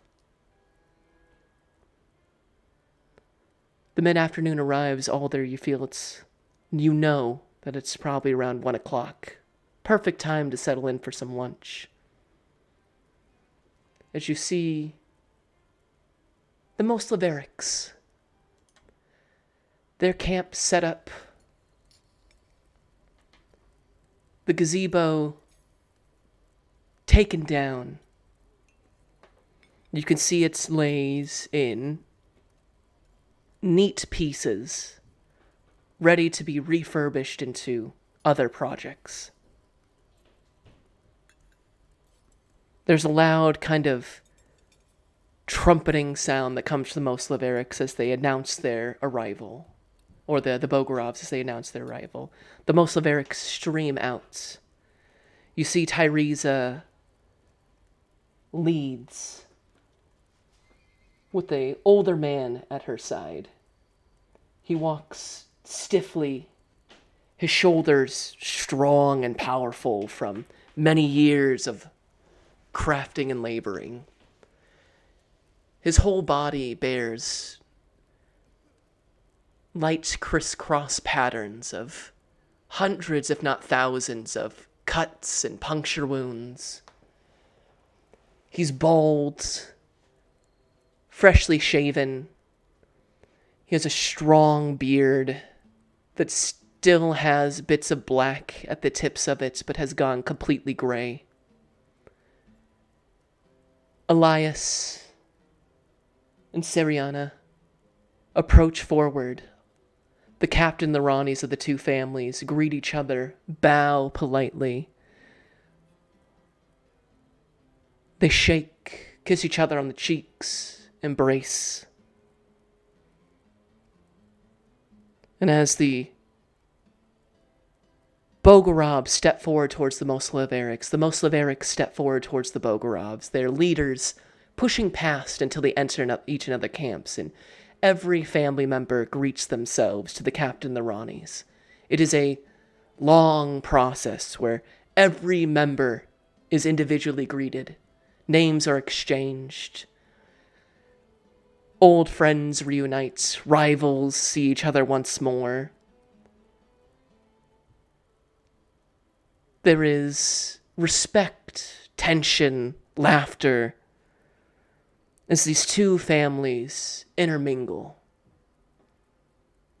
And as the last of each family is introduced and greeted by the Captain Ronnies of the other, all four leaders clap their hands. There's a wave of sound as the Bogorovs go into full song and dance. The Moslaverics go and immediately start bringing out tables and chairs, all mismatched, built together to make long stretching. Think almost like Thanksgiving style, like pilgrim tables. A large bonfire is immediately put to work as the two families join. There is singing and dancing. There is laughter. There is crying. There is displays of skill, some of strength. Some of the young men, begin to form into their own kind of camps and look like they're preparing for some sort of brawl.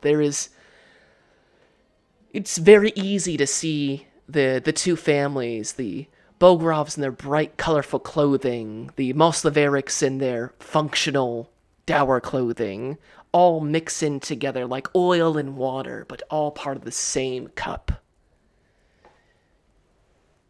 It is like a small village suddenly erupting out of nowhere. The mists at bay surrounding the camp, bonfires erected, food being prepared. Children run in and out. Goods are exchanged. Vordos are shown off. There's competition and gifts exchanged. And as you all take in this combining of two tusks, two families, as the evening approaches, as Elias and Tyresa make time, we're going to page turn here. As we go into the end of this session, let me offer up some knowledge from the Vistani. Having successfully worked with both the Bogoravs and the Moslaveriks, they are more than willing to teach you their ways. Denizens and natives of Barovia, understanding, living, breathing manifestations of this place. They understand the mists better than anyone else. Let me pull up. There are two different abilities that can be offered. Each one will cost 10 downtime days to acquire and can only be used once before relearning it and spending the appropriate 10 downtime days. From the Moslaveriks, there is trackless travel. Some Vistani know secrets to conceal their passage through the wilderness. By spending 10 downtime days learning these secrets, you can apply them during future travel.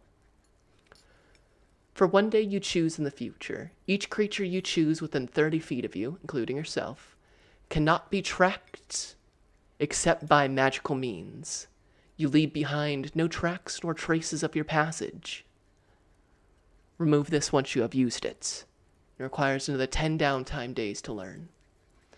From the Bogorovs, craftsmen and hagglers at their core, they are quite good at reading people.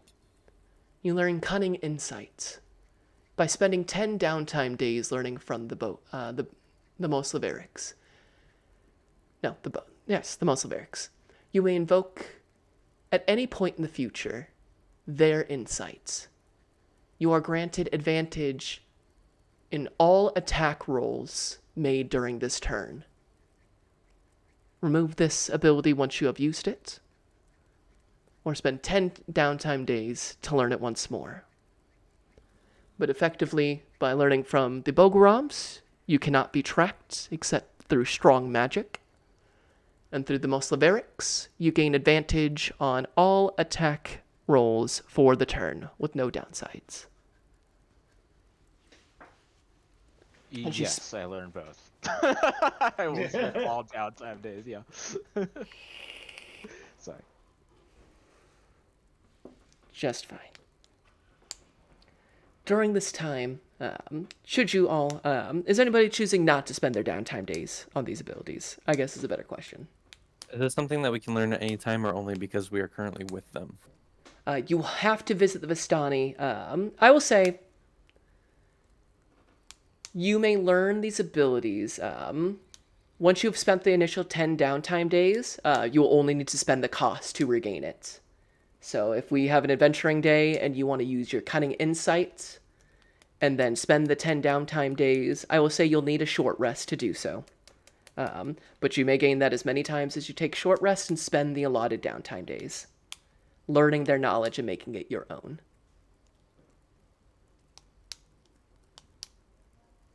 I'll take the second one. The insight or the travel?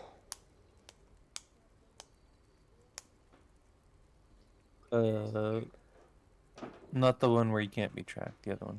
Cunning Insights. You got it. Go ahead and remove 10 downtime days. Alder, remove 20 downtime days and add trackless travel and Cunning Insights. Jove.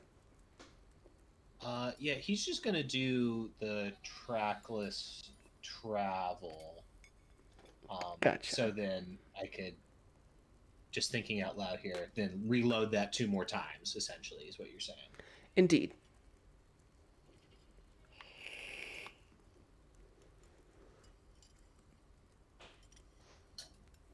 Trackless So, so it's trackless travel, and what's the other one? Cunning Insight. Cunning insight.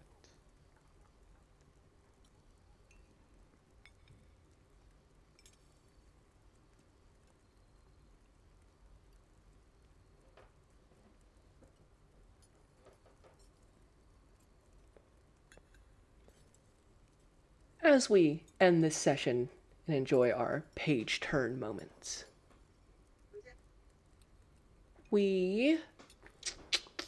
I'm going to save the experience from this one until we finish this module completely. This is kind of like a halfway point, if you will. I'll save that for when we retire completely, since we've only had the one combat encounter in between. And we will pick up our story. Amount of days has passed by from our adventures, when finally the Greenhall elves make their appearance. And as the Moslaveriks and Bogoravs begin to plan to decouple, as you learn the ways of the Vistani and their people, Aya Glenmere and her Greenhall elves return